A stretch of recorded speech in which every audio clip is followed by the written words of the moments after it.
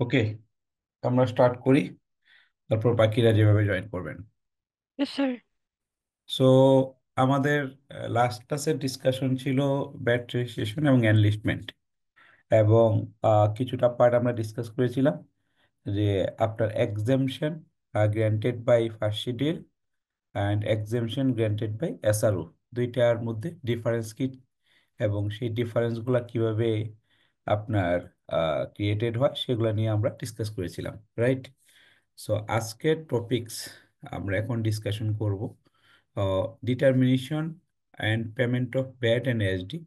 যদিও এটা আজকের মানে ফুল টপিক শেষ করার মতো একটা ক্লাসে সম্ভব না, বাট এটা কন্টিনিউশন হবে।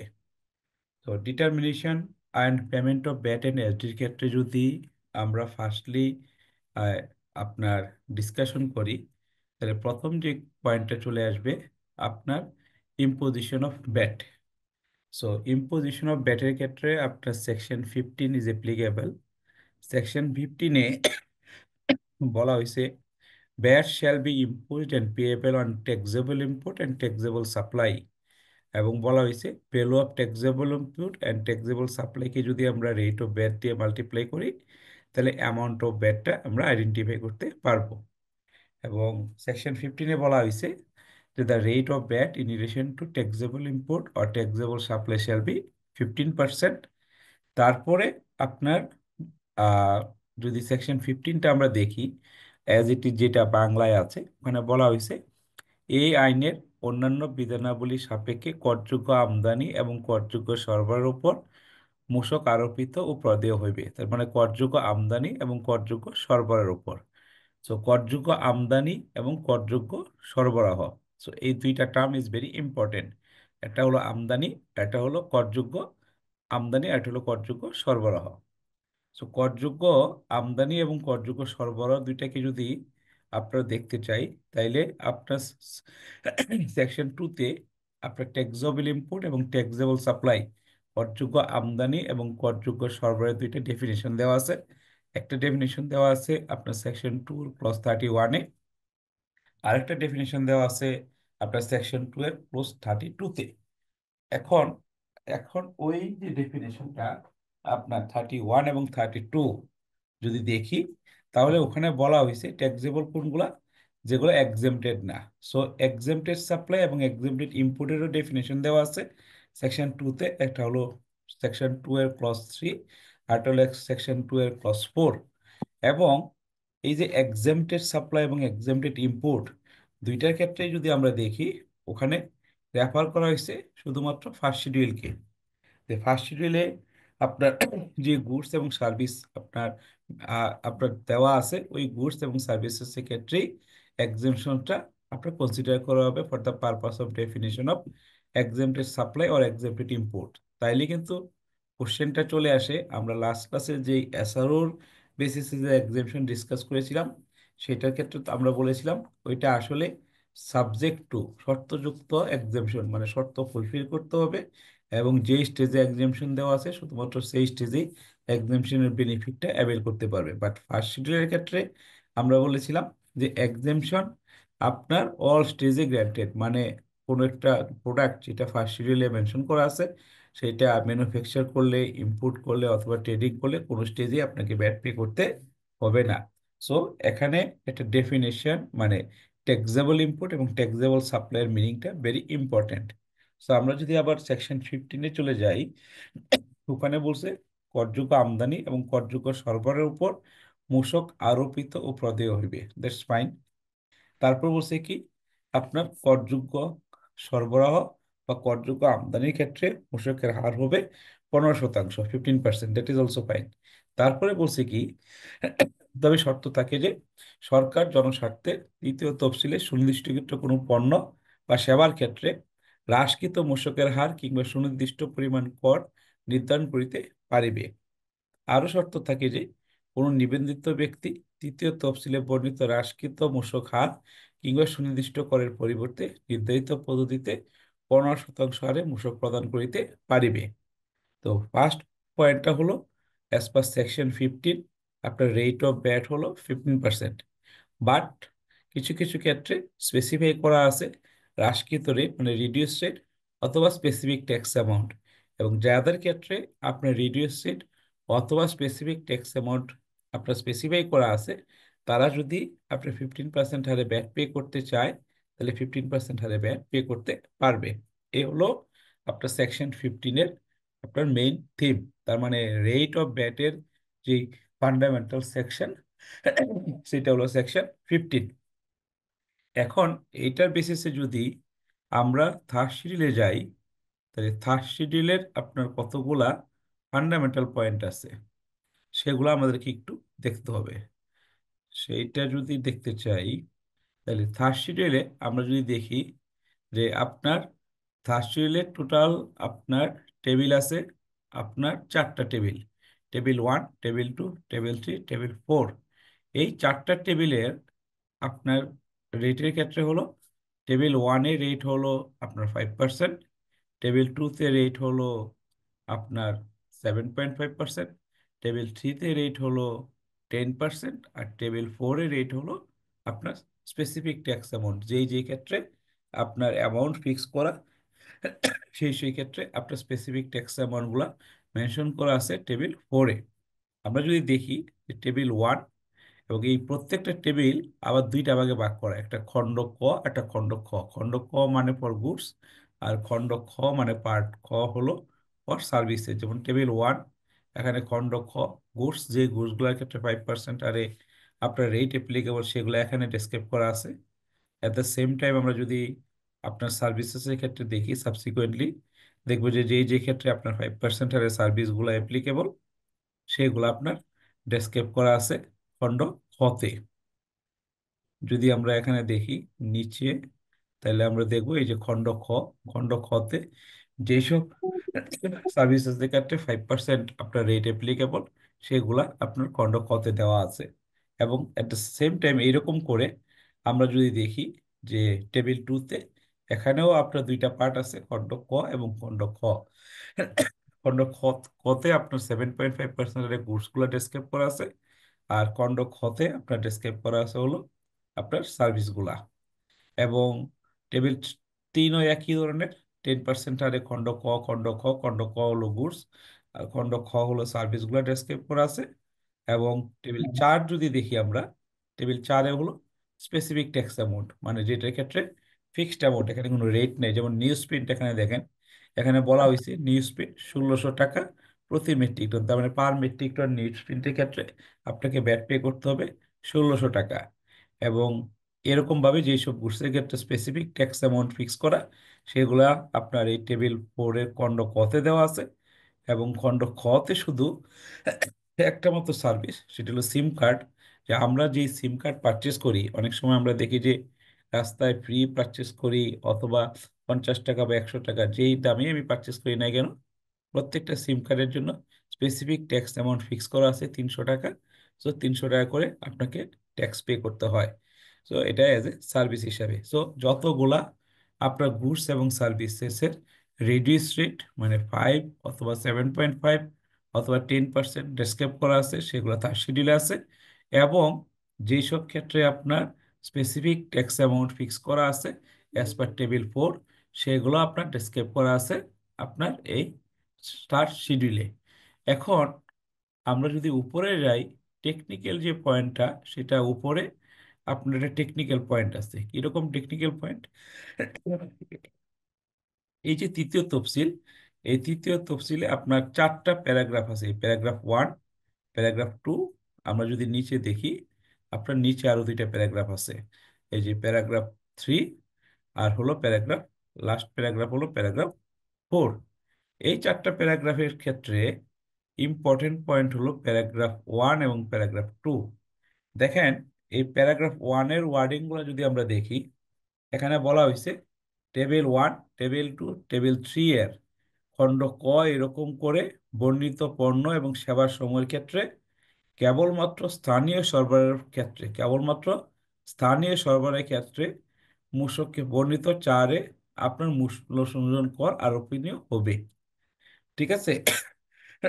সো আমার একটা কোশ্চেন আপনাদের কাছে, যে আমরা যে টেবিল 1-এ যতগুলা গুডস দেখলাম, যে 5% অথবা 7.5% অথবা 10%, এই গুডসের রেটগুলা কোন স্টেজে অ্যাপ্লিকেবল?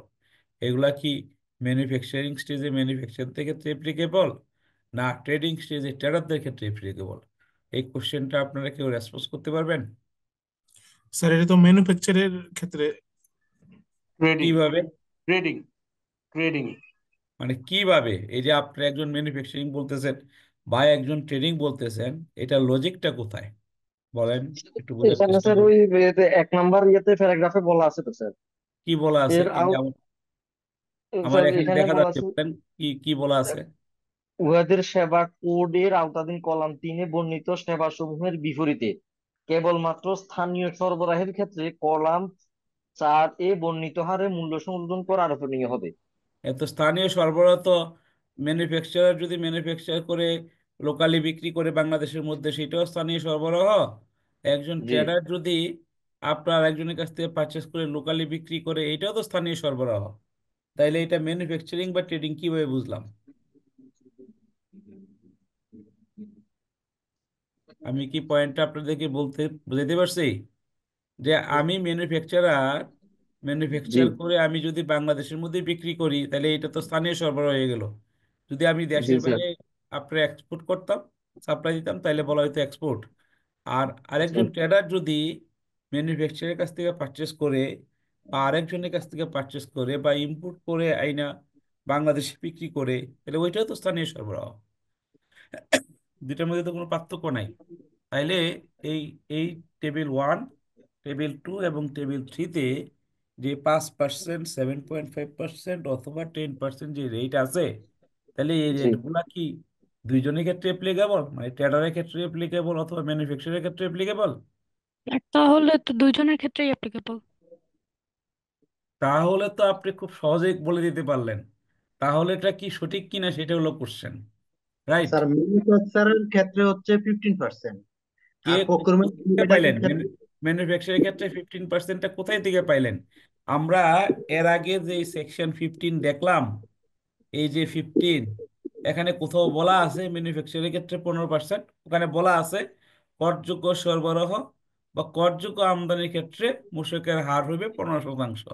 এখানে কি বলা আছে উৎপাদনকারী বা ব্যবসায়ী? না স্যার, এখানে ওইভাবে স্পেসিফিক করা নাই। তাইলে আইনে তো স্পেসিফিক করা থাকতে হবে। স্পেসিফিক না করা থাকলে আপনি কিভাবে বলবেন? অবশ্যই কোথাও না কোথাও স্পেসিফিক করা আছে। আইন তো একবারে ওপেন থাকবে না, তাই না? তাইলে আর কেউ বলতে পারবেন? এনিওয়ান? আচ্ছা, ঠিক আছে, ওকে। এখন আমরা দেখি টেবিল 1-এ বলছি কি, এই প্যারাগ্রাফ 1-এ বলছি কি, টেবিল 1, 2, 3-তে যেগুলো আছে এগুলো স্থানীয় সরবরাহ পর্যায়ে যে রেট আছে সেই রেট অ্যাপ্লিকেবল। ওকে। টেবিল 2, এই প্যারাগ্রাফ 2-তে বলছে কি, টেবিল 4-এ যে খণ্ড ক এবং খণ্ড খতে যে গুডস এবং সার্ভিসগুলো আছে সেইগুলোর ক্ষেত্রে বলছে স্থানীয় সরবরাহের ক্ষেত্রে, রাইট? তাহলে প্যারাগ্রাফ 1 দেখলাম আপনার রেট 5, 7.5 আর 10। আর টেবিল 2 মানে প্যারাগ্রাফ 2 দেখলাম হলো যেগুলোর ক্ষেত্রে ফিক্সড অ্যামাউন্ট। এখন দেখেন প্যারাগ্রাফ 3-তে খুব সুন্দর একটা কথা বলছে। প্যারাগ্রাফ 3 কি বলছে? প্যারাগ্রাফ 3-তে বলছে অনুচ্ছেদ 1, যে প্যারাগ্রাফ 3, অনুচ্ছেদ, প্যারাগ্রাফ মানে তো অনুচ্ছেদ, এটা আপনারা জানেনই। তো অনুচ্ছেদ 1-এ যাহা কিছুই থাকুক না কেন, স্থানীয় ব্যবসায়ী পর্যায়ে সকল পণ্যের সরবরাহের ক্ষেত্রে মূসকের হার হবে 5%। তাহলে এটা দ্বারা আমরা কি বুঝলাম? ট্রেডিং স্টেজে 5% ফিক্সড করে দেওয়া হয়েছে স্যার। কিছু তাইলে exception আছে। তাইলে আপনার এখানে বলছে অনুচ্ছেদ 1-এ যা কিছুই থাকুক না কেন স্থানীয় ব্যবসায়ী পর্যায়ে সকল পণ্যের ক্ষেত্রে মূসকের হার হবে 5%। তার মানে ট্রেডিং এর ক্ষেত্রে বলছে 5%। তার মানে উপরের যে তাইলে টেবিল 1, টেবিল 2 এবং টেবিল 3-র যে গুডস গুলা, তাহলে এগুলো ওইগুলা রেট কার ম্যানুফ্যাকচারের জন্য ক্ষেত্রে হবে। অ্যাপ্লিকেবল? ওইগুলা রেট ম্যানুফ্যাকচারার। ম্যানুফ্যাকচারদের জন্য অ্যাপ্লিকেবল। সো আপনার এই হলো লয়ের পয়েন্ট, যে আপনার 5, 7.5 আর 10% যে রেট আছে টেবিল 1, টেবিল 2 এবং টেবিল 3, এগুলা ম্যানুফ্যাকচারদের জন্য অ্যাপ্লিকেবল। তো আপনি এই অনুচ্ছেদ 3 যদি না দেখতেন, তাইলে ওইটা কার জন্য অ্যাপ্লিকেবল সেটা আপনারা বলতে পারতেন না। এটা গেলো একটা পয়েন্ট। দ্বিতীয় পয়েন্টটা দেখেন যে আপনার এই যে টেবিল 4, যেটাতে স্পেসিফিক ট্যাক্স অ্যামাউন্ট, ওই রেটটা কার জন্য অ্যাপ্লিকেবল? যেই ক্ষেত্রে ফিক্সড অ্যামাউন্ট ব্যাট পেমেন্টের রেট, ব্যাট ফিক্সড অ্যামাউন্ট দেওয়া আছে গুডস এবং সার্ভিসেস, এই ক্ষেত্রে সার্ভিস শুধু একটাই, সিম কার্ড, আর বাকি যে গুডস, এই যে রেট মানে ফিক্স, এটা কার জন্য অ্যাপ্লিকেবল? স্যার এটারও তো স্যার ব্যাখ্যা দিয়ে দেওয়া আছে স্যার, কার কার জন্য অ্যাভেলেবল কতটুকু পরিমাণ। না, কি কি ব্যাখ্যা দেওয়া আছে বুঝি নাই, আপনি যদি একটু বুঝিয়ে বলতেন। স্যার যেমন ওষুধের ক্ষেত্রে 2.4%, কেরোসিনের ক্ষেত্রে 2.4%। এটা তো হলো ব্যবসায়ীর ক্ষেত্রে বলা আছে, ওইটা তো আমরা অনুচ্ছেদ 3 দেখে আসলাম। ওখানে ফার্স্টে বলছে 5%, তারপর কিছু কিছু ক্ষেত্রে ব্যতিক্রমী আছে, সেগুলা বলছে। বলছে যে প্রথমে বলছে যে ব্যবসায়ী পর্যায়ে 5%, তবে আবার বলছে যে কেরোসিন এইসব ক্ষেত্রে 2.4, ওষুধের ক্ষেত্রে এরকম, ওষুধের ক্ষেত্রে এরকম, এগুলা ব্যবসায়ী পর্যায়ে রেট বলা আছে। তো এখানে রেটগুলা তো আর অনুচ্ছেদ 2 এর সাথে কোনো কিছু নেই, এখানে অনুচ্ছেদ 2 এর সাথে কোনো কিছু বলা আছে? অনুচ্ছেদ 2 বলতে কোনো কিছু বলা আছে এখানে? এখানে শুধু অনুচ্ছেদ 1 বলা আছে, 2 এর তো কোনো কিছু বলা নাই। তো আমার কোশ্চেনটা হলো আপনাদের কাছে 2 নিয়ে, 2 এর এখন রেট যে গুডস গুলা আছে যেগুলোর ক্ষেত্রে স্পেসিফিক ট্যাক্স অ্যামাউন্ট, যেমন আমরা নিউজ প্রিন্ট দেখলাম যে আপনার এক এক মেট্রিক টন নিউজ প্রিন্টের দাম হলো, মানে দাম না, ব্যাটের পরিমাণ হলো 1600 টাকা, যে এখানে বলা আছে যে news print, 1 metric ton news print 1600 টাকা ব্যাট পে করতে হবে। সুতার ক্ষেত্রে বলা আছে, কটন সুতার ক্ষেত্রে আপনার 3 টাকা প্রতি কেজিতে পে করতে হবে। সো এই যে রেটগুলা, মানে স্পেসিফিক অ্যামাউন্ট ডিফাইন করা আছে, রেট না, এইটা তাহলে এখানে তো গুডসের ক্ষেত্রে, তাহলে এই যে নিউজ প্রিন্ট তো ম্যানুফ্যাকচারিং করা হয়, আবার বিক্রিও করা হয়, ট্রেডাররা আপনার ম্যানুফ্যাকচারদের কাছ থেকে পারচেস করে বিক্রি করেন। তো আমার কোশ্চেনটা হলো, এখন এই রেটগুলা, এই অ্যামাউন্টগুলা কার জন্য অ্যাপ্লিকেবল? এটা কি ম্যানুফ্যাকচারের জন্য অ্যাপ্লিকেবল, না ব্যবসায়ীর জন্য অ্যাপ্লিকেবল? আমার কোশ্চেন কি আমি আপনাদেরকে বুঝাইতে পারছি? কনফিউশন থাকলে বলেন, যদি আমি কোশ্চেনটা আপনাদেরকে বুঝাইতে না পারি। স্যার এটা তো স্যার ট্রেডিং স্টেজে মানে লাস্ট যে ভোক্তা থাকবে ওই পেইড করবে স্যার, তাহলে তো স্যার এটা স্যার। আরে ভাই, ভোক্তা ব্যাট তো ভোক্তাই পেড করে, আমার কোশ্চেন তো এটা না। আপনি তো কোশ্চেনের রেসপন্স করতেছেন অন্যভাবে। আমি আপনাকে স্পেসিফিক কোশ্চেন করছি যে আমরা ব্যাটের ক্ষেত্রে কি জানি। ব্যাটের ক্ষেত্রে আমরা প্রথম লাস্ট ক্লাসে, যেটা ফার্স্ট ক্লাসে ডিসকাস করছিলাম, যে ব্যাটের ক্ষেত্রে আপনাকে রেজিস্ট্রেশন নেওয়ার 2টা অপশন আছে। প্রথমে একটা বলছিলাম যে রেসিডেন্ট, আরেক বলছিলাম নন রেসিডেন্ট। রেসিডেন্টের ক্ষেত্রে আমরা বলছিলাম সেন্ট্রাল অথবা ইউনিট। যদি সেন্ট্রাল রেজিস্ট্রেশন নেয় তাহলে সেন্ট্রালি ব্যাট পে করবে, যত তার কন্ট্রোলে থাকবে, কন্ট্রোল থেকে যখন বেরোবে তখন ট্যাক্স ইনভয়েস ইস্যু করলে ব্যাট পেমেন্টের অব্লিগেশনস ক্রিয়েট হয়। আর ইউনিট রেজিস্ট্রেশন হইলে যত জায়গায় মানে সাপ্লাই হবে, মানে গুডসটা যাবে, তত জায়গায় ব্যাট পে করতে হবে।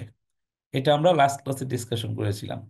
তো তার মানে পয়েন্টটা কি? পয়েন্টটা হলো যে আপনার যখন আপনি বিজনেস করবেন, যে গুডস অথবা সার্ভিসটা নিয়ে বিজনেস করবেন, সেটা যদি ফার্স্ট শিডিউল অথবা আমরা যে এসআরও ডিসকাশন করছিলাম ওই এসআরও দ্বারা এক্সেম্পটেড না হয়, তাইলে আপনাকে কি করতে হবে? ব্যাট পে করতে হবে। তাহলে ব্যাট পেমেন্টটা করার ক্ষেত্রে আমরা এটাও ডিসকাস করেছিলাম যে যত ধরনের আপনার নেচার আছে, ব্যবসায়ের নেচার, সব নেচারকে ব্রডলি 3টা ভাগে ভাগ করা যায়।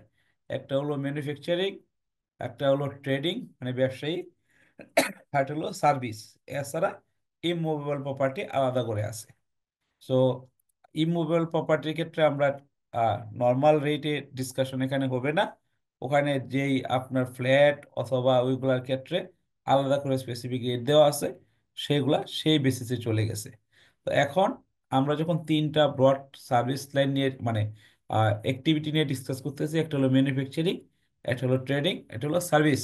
তো সার্ভিসেসের ক্ষেত্রে আমরা জানি যে সার্ভিসের ক্ষেত্রে আপনার স্পেসিফিক্যালি ডিফাইন করা যায় এটা সার্ভিস। এছাড়া গুডসের ক্ষেত্রে যখন আমরা আসি, গুডসের ক্ষেত্রে সোর্সিংটা হয় ডিফারেন্ট। 3 ধরনের সোর্সিং হতে পারে গুডসের ক্ষেত্রে। একটা সোর্সিং হতে পারে যে বাংলাদেশে একটা কোম্পানির ফ্যাক্টরি আছে, ম্যানুফ্যাকচার করে ম্যানুফ্যাকচার করে বিক্রি করে, মানে সাপ্লাই করে। একটা সোর্সিং। আরেকটা সোর্সিং হইতে পারে যে আপনি ফিনিশ গুডস দেশের বাইরে থেকে ইম্পোর্ট হয়েছে, ইম্পোর্ট হওয়ার পরে বিক্রি হয়েছে।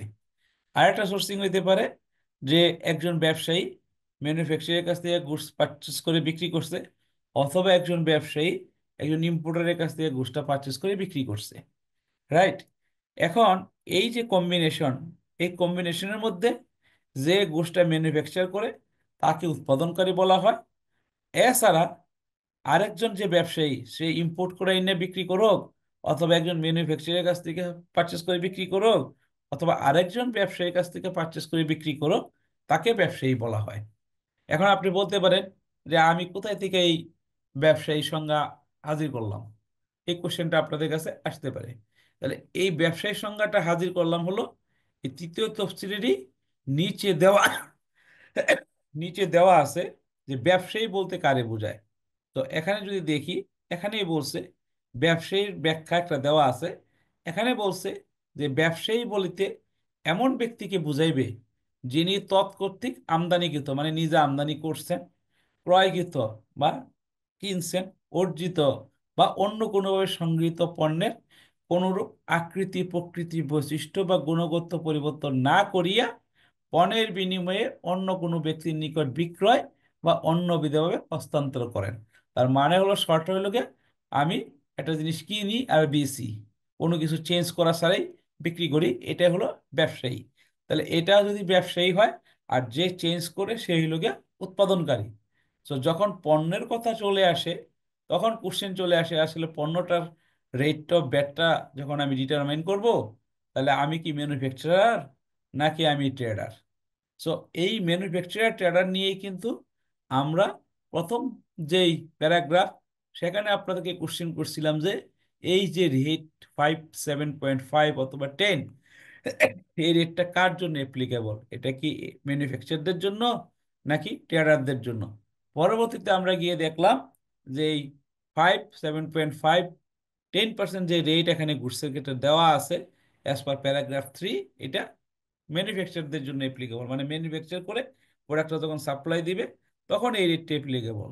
কারণ আপনার ট্রেডারদের ক্ষেত্রে বলে দিছে 5%, অথবা আরো কিছু কিছু ট্রেডারদের ক্ষেত্রে আরো কিছু রেট দেওয়া আছে। পেট্রোলিয়াম গুডসের ক্ষেত্রে দেওয়া আছে 2%, ওষুধের ক্ষেত্রে দেওয়া আছে 2.4%। সেটা ওখানে যেটা দেওয়া আছে ট্রেডারদের ক্ষেত্রে সেইটা। সো সেই বেসিসে আমরা বুঝে গেছি টেবিল 1, টেবিল 2, টেবিল 3। কিন্তু আমি এখন আপনাকে এইসব কোশ্চেনটা রেজ করলাম যে ভাই, এখানে যে টেবিল 4 রয়ে গেছে, টেবিল 4-এও তো দুইটা পার্ট আছে, একটা হলো গুডস, একটা হলো সার্ভিস। সার্ভিসের ক্ষেত্রে সিম কার্ড আমরা জানলাম যে পার সিম কার্ড 300 টাকা।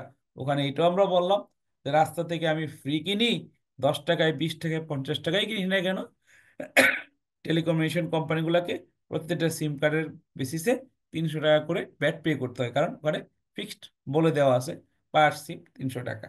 গেল, ওইটা সার্ভিস, ভেরি ক্লিয়ার। যখন গুডসগুলো আসছে, গুডসের ক্ষেত্রে এখন দেখলাম নিউজ প্রিন্ট বলছে যে 1600 টাকা পার মেট্রিক টন আপনাকে ভ্যাট পে করতে হবে, ফিক্সড অ্যামাউন্ট, কোনো রেট নাই। তো এই যে নিউজ প্রিন্টটা, এই নিউজ প্রিন্টটা তো কি করতে পারে, বাংলাদেশে ম্যানুফ্যাকচার করে ম্যানুফ্যাকচারার বিক্রি করতে পারে, অথবা আমি আর ম্যানুফ্যাকচারের কাছ থেকে কিনে ব্যবসায়ী হিসেবে বিক্রি করতে পারে একজনের কাছ থেকে।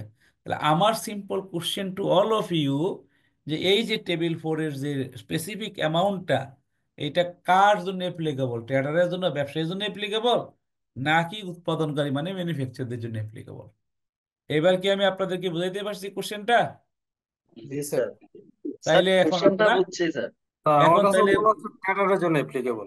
হ্যাঁ, আমার কাছে মনে হচ্ছে স্যার ট্রেডারের জন্য অ্যাপ্লিকেবল। তাহলে তো আর ভালো আপনার তাহলে জন্য মনে হবে কেন? ল তো মনে হওয়ার কিছু না।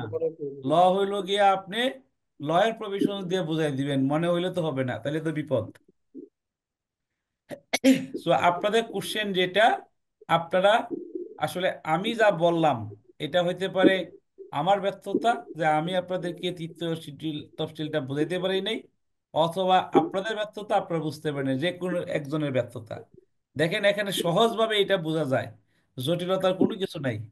আমরা বলছি যে টেবিল, এই যে প্যারাগ্রাফ অনুচ্ছেদ 1, অনুচ্ছেদ 1-এর ক্ষেত্রে কিন্তু আমরা ইজিলি আইডেন্টিফাই করছি যে অনুচ্ছেদ 3-এ বলা আছে যে অনুচ্ছেদ 1-এ যাই কিছু থাকুক না কেন ব্যবসায়ীর ক্ষেত্রে 5%।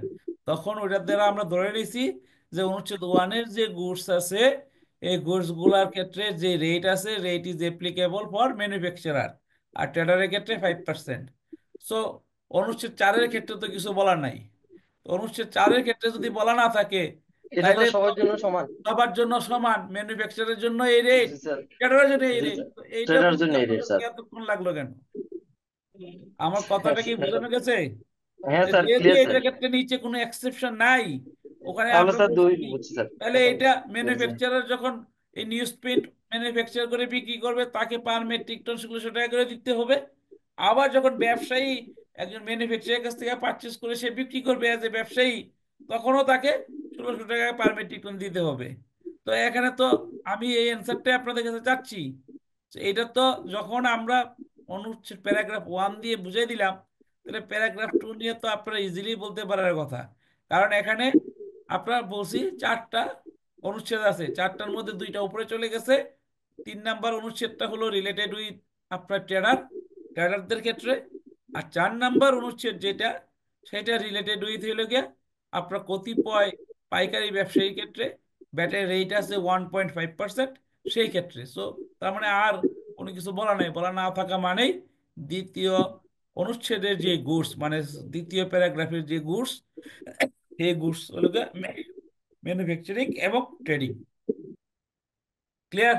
এবং এখানে ব্যবসায়ীর মিনিং কি সেটাও দেওয়া আছে। এবং আমরা যদি তৃতীয় প্যারাগ্রাফটা দেখি যে ব্যবসায়ীদের ক্ষেত্রে রেটটা কি, এখানে আরো ক্লিয়ার করা আছে। প্রথম বলা আছে 5%, যে সব ক্ষেত্রে 5% হবে। তবে স্থানীয় ব্যবসায়ী পর্যায়ে ওষুধের ক্ষেত্রে মূসকের হার হবে 2.4%, diesel, kerosene, octane, petrol, furnace oil ও এলপি গ্যাসের ক্ষেত্রে মূসকের হার হবে 2%। এতদ ব্যতীত ভূমি উন্নয়ন সংস্থার ক্ষেত্রে মূসকের হার হবে 2%। ভবন বিক্রয় বা হস্তান্তরের ক্ষেত্রে ভবন নির্মাণ সংস্থার ক্ষেত্রে মূসকের হার হবে আপনার স্কোয়ার ফিট অনুপাতে 16.2%, মোর দেন 1600-র উপরে 4.5%, এবং যে কোনো ধরনের ফ্ল্যাটের রি রেজিস্ট্রেশনের জন্য আপনার 2%। সো তার মানে এখানে আপনার ট্রেডার যারা আছে এই ট্রেডারদের রেট গুলা বলা আছে 5, অথবা 5-এর ব্যতিক্রমী হইলে যেগুলো সেগুলো বলা আছে। এবং আমি ওই যে বললাম ইমুভেবল প্রপার্টি, ফ্ল্যাট এবং আপনার এই প্লটের এই রেটগুলো এখানে দেওয়া আছে। তাইলে এই হলো আপনার 3টা প্যারাগ্রাফের 3টা রেট দেখলাম। আর 1.5% কিছু কিছু ক্ষেত্রে আছে, সেটা আমরা সাবসিকুয়েন্টলি এখন যাচ্ছি। তাইলে আমরা বলতে পারি যে আপনার as per section 15 the rate of VAT is 15%, but তৃতীয় তফসিলে কিছু কিছু গুডস এবং সার্ভিসেসের ক্ষেত্রে রেট ডিফাইন করা আছে, যেই রেট ডিফাইন করা আছে সেই রেটে ভ্যাট পেমেন্ট করা যাবে। বাট কেউ যদি মনে করে যে না, ওই রেটে পেমেন্ট না করার চেয়ে 15% হারে রেট পেমেন্ট করবে, তাহলে 15% হারে ভ্যাট পে করতে পারে। এখানে একটা ফান্ডামেন্টাল কোশ্চেন আপনারা রেজ করতে পারেন যে এই ক্ষেত্রে 5%-এর রেট বলা আছে, সে 5%-এ না ভ্যাট পে করে 15%-এ কেন করবে? এটার অ্যান্সারটা কি আপনারা দিতে পারবেন অ্যাজ পার ইউর পাস্ট আপনার সার্টিফিকেট লেভেলের কনসেপ্ট দিয়ে? স্যার জি স্যার। 50% যদি জি স্যার স্যার, আমরা পারবো পারবো স্যার। করি তাহলে তো স্যার আমি রিবেট নিতে পারবো, আর 50% নিচে হলে রিবেটটা নিতে পারবো না স্যার। রাইট। সো তার এটাই মানে সেক্ষেত্রে স্যার। আমার রাইট। রাইট। সো আমার ইনপুট ফান্ডামেন্টাল ডিফারেন্সটা হলো ইনপুট ট্যাক্স ক্রেডিট, এই রিডিউস রেট আর স্ট্যান্ডার্ড রেট 15%-এর মধ্যে ডিসিশনের ইস্যুটা হলো ইনপুট ট্যাক্স ক্রেডিট। ওকে। সো এখানে এই রেট ছাড়া 1.5% যে রেটটা আমরা দেখলাম, তাহলে সেইটা আমরা দেখবো যে 1.5%-এর রেটটা কি। 1.5%-এর রেটটার ক্ষেত্রে যদি দেখেন, সেটার জন্য আপনার একটা জেনারেল অর্ডার আছে 3, আপনার 1 জুন 2022 সালে ইস্যু করা। ওখানে হোলসেলারের একটা ডেফিনেশন দেওয়া আছে, এবং হোলসেলারের কোন গুডসগুলা হোলসেলাররা 1.5% হারে বেনিফিট পাবে সেইগুলো দেওয়া আছে। এবং এই যে হোলসেলার, তাদের ক্ষেত্রে আপনার সিম্পলিফাইড ব্যাটারি রেকর্ডস মেনটেন করার প্রভিশনস ওখানে দেওয়া আছে। এবং আমি ইচ্ছা করলাম আমি এই 1.5% হোলসেলার হিসেবে ব্যাট পে করবো, সেটাও কিন্তু সম্ভব না। সেটা হলো আপনার ব্যাট অথরিটির অ্যাপ্রুভালের বেসিসে আমি কি করতে পারবো, 1.5% হারে ব্যাট পে করতে পারবো। সো হোলসেলারের যে ডেফিনেশনটা দেওয়া আছে অ্যাজ পার জেনারেল অর্ডার 3, বলা হয়েছে wholesaler is such trader who sells the same types limited variety of goods in a single challan to the retailer or wholesaler at a large amount and the place at which it is traded is known as a wholesale market. মানে আপনি wholesale মার্কেটে large কোয়ান্টিটির আপনার অত varieties থাকবে না। আমরা মুদির দোকানে গেলে যেমন দেখি সব ধরনের আইটেমস থাকে, সেটা থাকবে না। আপনার লিমিটেড ভ্যারাইটির গুডস থাকবে এবং সিঙ্গেল চালানে আপনি লার্জ অ্যামাউন্টের গুডস বিক্রি করবেন এবং যে ওই জায়গাটাকে, যে মার্কেটটা আছে সেটাকে পাইকারি মার্কেট হিসাবে আপনার পরিচিতি। এইরকম জায়গা থেকে আপনি যদি বিক্রি করেন তাইলে আপনাকে হোলসেল ট্রেডার হিসেবে কনসিডার করা যাবে। সো এখানে বলা হয়েছে যে if the wholesaler also sells goods to the final consumer in a lower quantity of amount he will be treated as a wholesaler. তার মানে কি হলো যে আপনি হোলসেল বিক্রি করেন, ঠিক আছে, কিছু কিছু খুচরা অল্প পরিমাণে বিক্রি করলেও আপনাকে হোলসেলার হিসেবে ট্রিট করা হবে। এখানে বলা হয়েছে যে percentage of retail sale cannot exceed more than 20% of total sales of a tax period। ওই যে বললাম যে হোলসেলের বাইরেও কিছু কিছু যদি আপনি বিক্রি করেন আপনাকে হোলসেলার হিসেবে ট্রিট করা হবে, কিন্তু ওই পার্সেন্টেজটা আপনার একটা ট্যাক্স পিরিয়ডে মোট যা সেলস তার 20%-এর বেশি হবে না। এবং এই ক্ষেত্রে রেট অফ ব্যাট হবে 1.5% অন সেলস। কন্ডিশন কি? কন্ডিশন হলো আপনার অ্যাপ্লিকেবল দুইটা গুডসের ক্ষেত্রে। আপনার বেসিক্যালি একটা হলো applicable for wholesale selling of clothes, clothes এর মধ্যে পড়ে শাড়ি, লুঙ্গি, থ্রি পিস, এটসেট্রা, এবং পেপার এবং পেপার রিলেটেড গুডস। সো এই দুই ধরনের গুডসের ক্ষেত্রে আপনার এই 1.5% হোলসেল ট্রেডারের রেটটা অ্যাপ্লাই করা যাবে। First point. সেকেন্ড হলো একটা সার্টিফিকেট নিতে হবে অ্যাজ টু স্পেসিফিক অ্যানেক্সার দেওয়া আছে একটা প্রেসক্রাইব ফর্ম আপনার ডিভিশনাল অফিসার থেকে based on approval of the respective commissioner. So আপনাকে যখন ওই সার্টিফিকেট ইস্যু করবে রেসপেক্টিভ ডিভিশনাল অফিসার, তখনই আপনি এই বেনিফিটটা এক্সারসাইজ করতে পারবেন, আদারওয়াইজ নট। এই ক্ষেত্রে নো রিফান্ড অফ এটি। এখন আপনি যদি ইনপুট করে গুডস বিক্রি করেন, এটির ক্ষেত্রে এটিটা কি আমরা সাবসিকুয়েন্টলি ডিসকাস করব। এটির ক্ষেত্রে এটি সবসময় বেনিফিট নেওয়া যায়, কিন্তু এই হোলসেলার ট্রেডারের ক্ষেত্রে বলা হয়েছে যে আপনি ইনপুট করে যখন গুডসটা আনবেন, তারপর যদি আপনি হোলসেল ট্রেডার হিসেবে বিক্রি করতে চান, তাহলে ইনপুট স্টেজে যে এটি পে করে আসছেন এই এটিটা রিফান্ড নিতে পারবেন না। এই একটাই মাত্র ব্যতিক্রম যে ক্ষেত্রে এটিটা আপনার বেনিফিট নেওয়া যায় না, সেটা হলো হোলসেল ট্রেডারের ক্ষেত্রে। আর এটির ডিটেলস অ্যাক্টিভিটিটা আমরা সাবসিকুয়েন্টলি ডিসকাস করব। তাদের রেকর্ডসের ক্ষেত্রে সিম্পলিফাইড রেকর্ডস ইন্ট্রোডিউস করা হয়েছে। একটা হলো যে ট্যাক্স ইনভয়েস যেটা, সেটা এখন বলা হয়েছে 6.3 এর ক, এটা প্রেসক্রাইব ফর্ম দেওয়া আছে, ফরম্যাট দেওয়া আছে আপনার জেনারেল 3-তে। এবং তাদের ক্ষেত্রে পারচেস রেজিস্টার মেনটেন করার যেই আপনার ফরম্যাটটা বা রেজিস্টারটা, সেটাও সিম্পলিফাইড। সেটাকে বলা হয় 6.2.1 এর ক, এবং সেটা আপনার ওই জেনারেল অর্ডার 3-তে অ্যাটাচ করা আছে এজ এ অ্যানেক্সার। এবং রিটার্ন তাকে সাবমিট করতে হবে জেনারেলি অ্যাজ ইউজুয়াল 9.1, যে মূসক 9.1-এ সেই ওখানেও আপনার যদি দেখেন 9.1-এও কিন্তু আপনার যদি অনলাইনে দেখেন এটাকে সিম্পলিফাইড রিটার্ন করা যায়। ওখানে একটা অপশন টিক দিলে রিটার্নটা সিম্পলিফাইড হয়ে যায় ফর আপনার হোলসেল ট্রেডার। সো এই হলো আপনার হোলসেল ট্রেডারের provisions as per applicable of third schedule paragraph 4। তাইলে এখন বেসড অন দ্যাট আমরা যদি একটা সামারি করি, তাইলে রেট কি কি, তাইলে রেট যদি আমরা সামারি করি, তাইলে রেট আমরা দেখব যে আপনার এই রেট, যে স্ট্যান্ডার্ড রেট হলো 15%, রিডিউস রেট 5, 7.5, 10%, আর আদার দেন স্ট্যান্ডার্ড এবং রিডিউস রেটে 2% আছে। আর বেশি স্পেসিফিক্যালি অন্যান্য ক্ষেত্রে যে রেটগুলো আছে সেগুলা আপনার মেডিসিন অথবা আপনার অন্যান্য যেগুলো আমরা ডিসকাস করলাম। তাহলে এই হলো আপনার জেনারেল রেট। এই রেটটা 15, রিডিউস, আদার দেন স্ট্যান্ডার্ড, এবং স্ট্যান্ডার্ডে স্পেসিফিক ট্যাক্স অ্যামাউন্টও চলে আসছে। অ্যাকসেপ্ট দ্যাট আরেকটা রেট আছে, সেটা হলো জিরো। জিরো নিয়ে আমরা সাবসিকুয়েন্টলি যখন জিরোর ডিসকাশন হবে তখন হবে, কারণ জিরোর অনেকগুলা ফ্যাক্ট আছে। সো এই হলো আপনার rate of BAT as per section 15। এখন হঠাৎ করে আমি একটা কোশ্চেন আপনাদেরকে মানে আরেকটা পয়েন্টে নিয়ে যাব, যে এই যে রেট যা দেখলাম, আমরা যতটুকু অ্যানালাইসিস করলাম, যে সেকশন 15 আর রিডিউস রেট আপনার যেটা থার্ড শিডিউল, এর বাইরে কি আর কোনো রেট আছে? আপনারা বলতে পারবেন? আমার কোশ্চেনটা কি আমি বুঝাইতে পারছি আপনাদেরকে?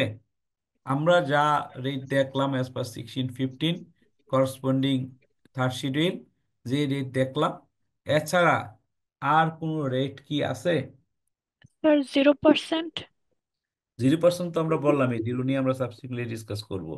জিরো তো এখানে আর আসতেছে না কনসিডারেশনে।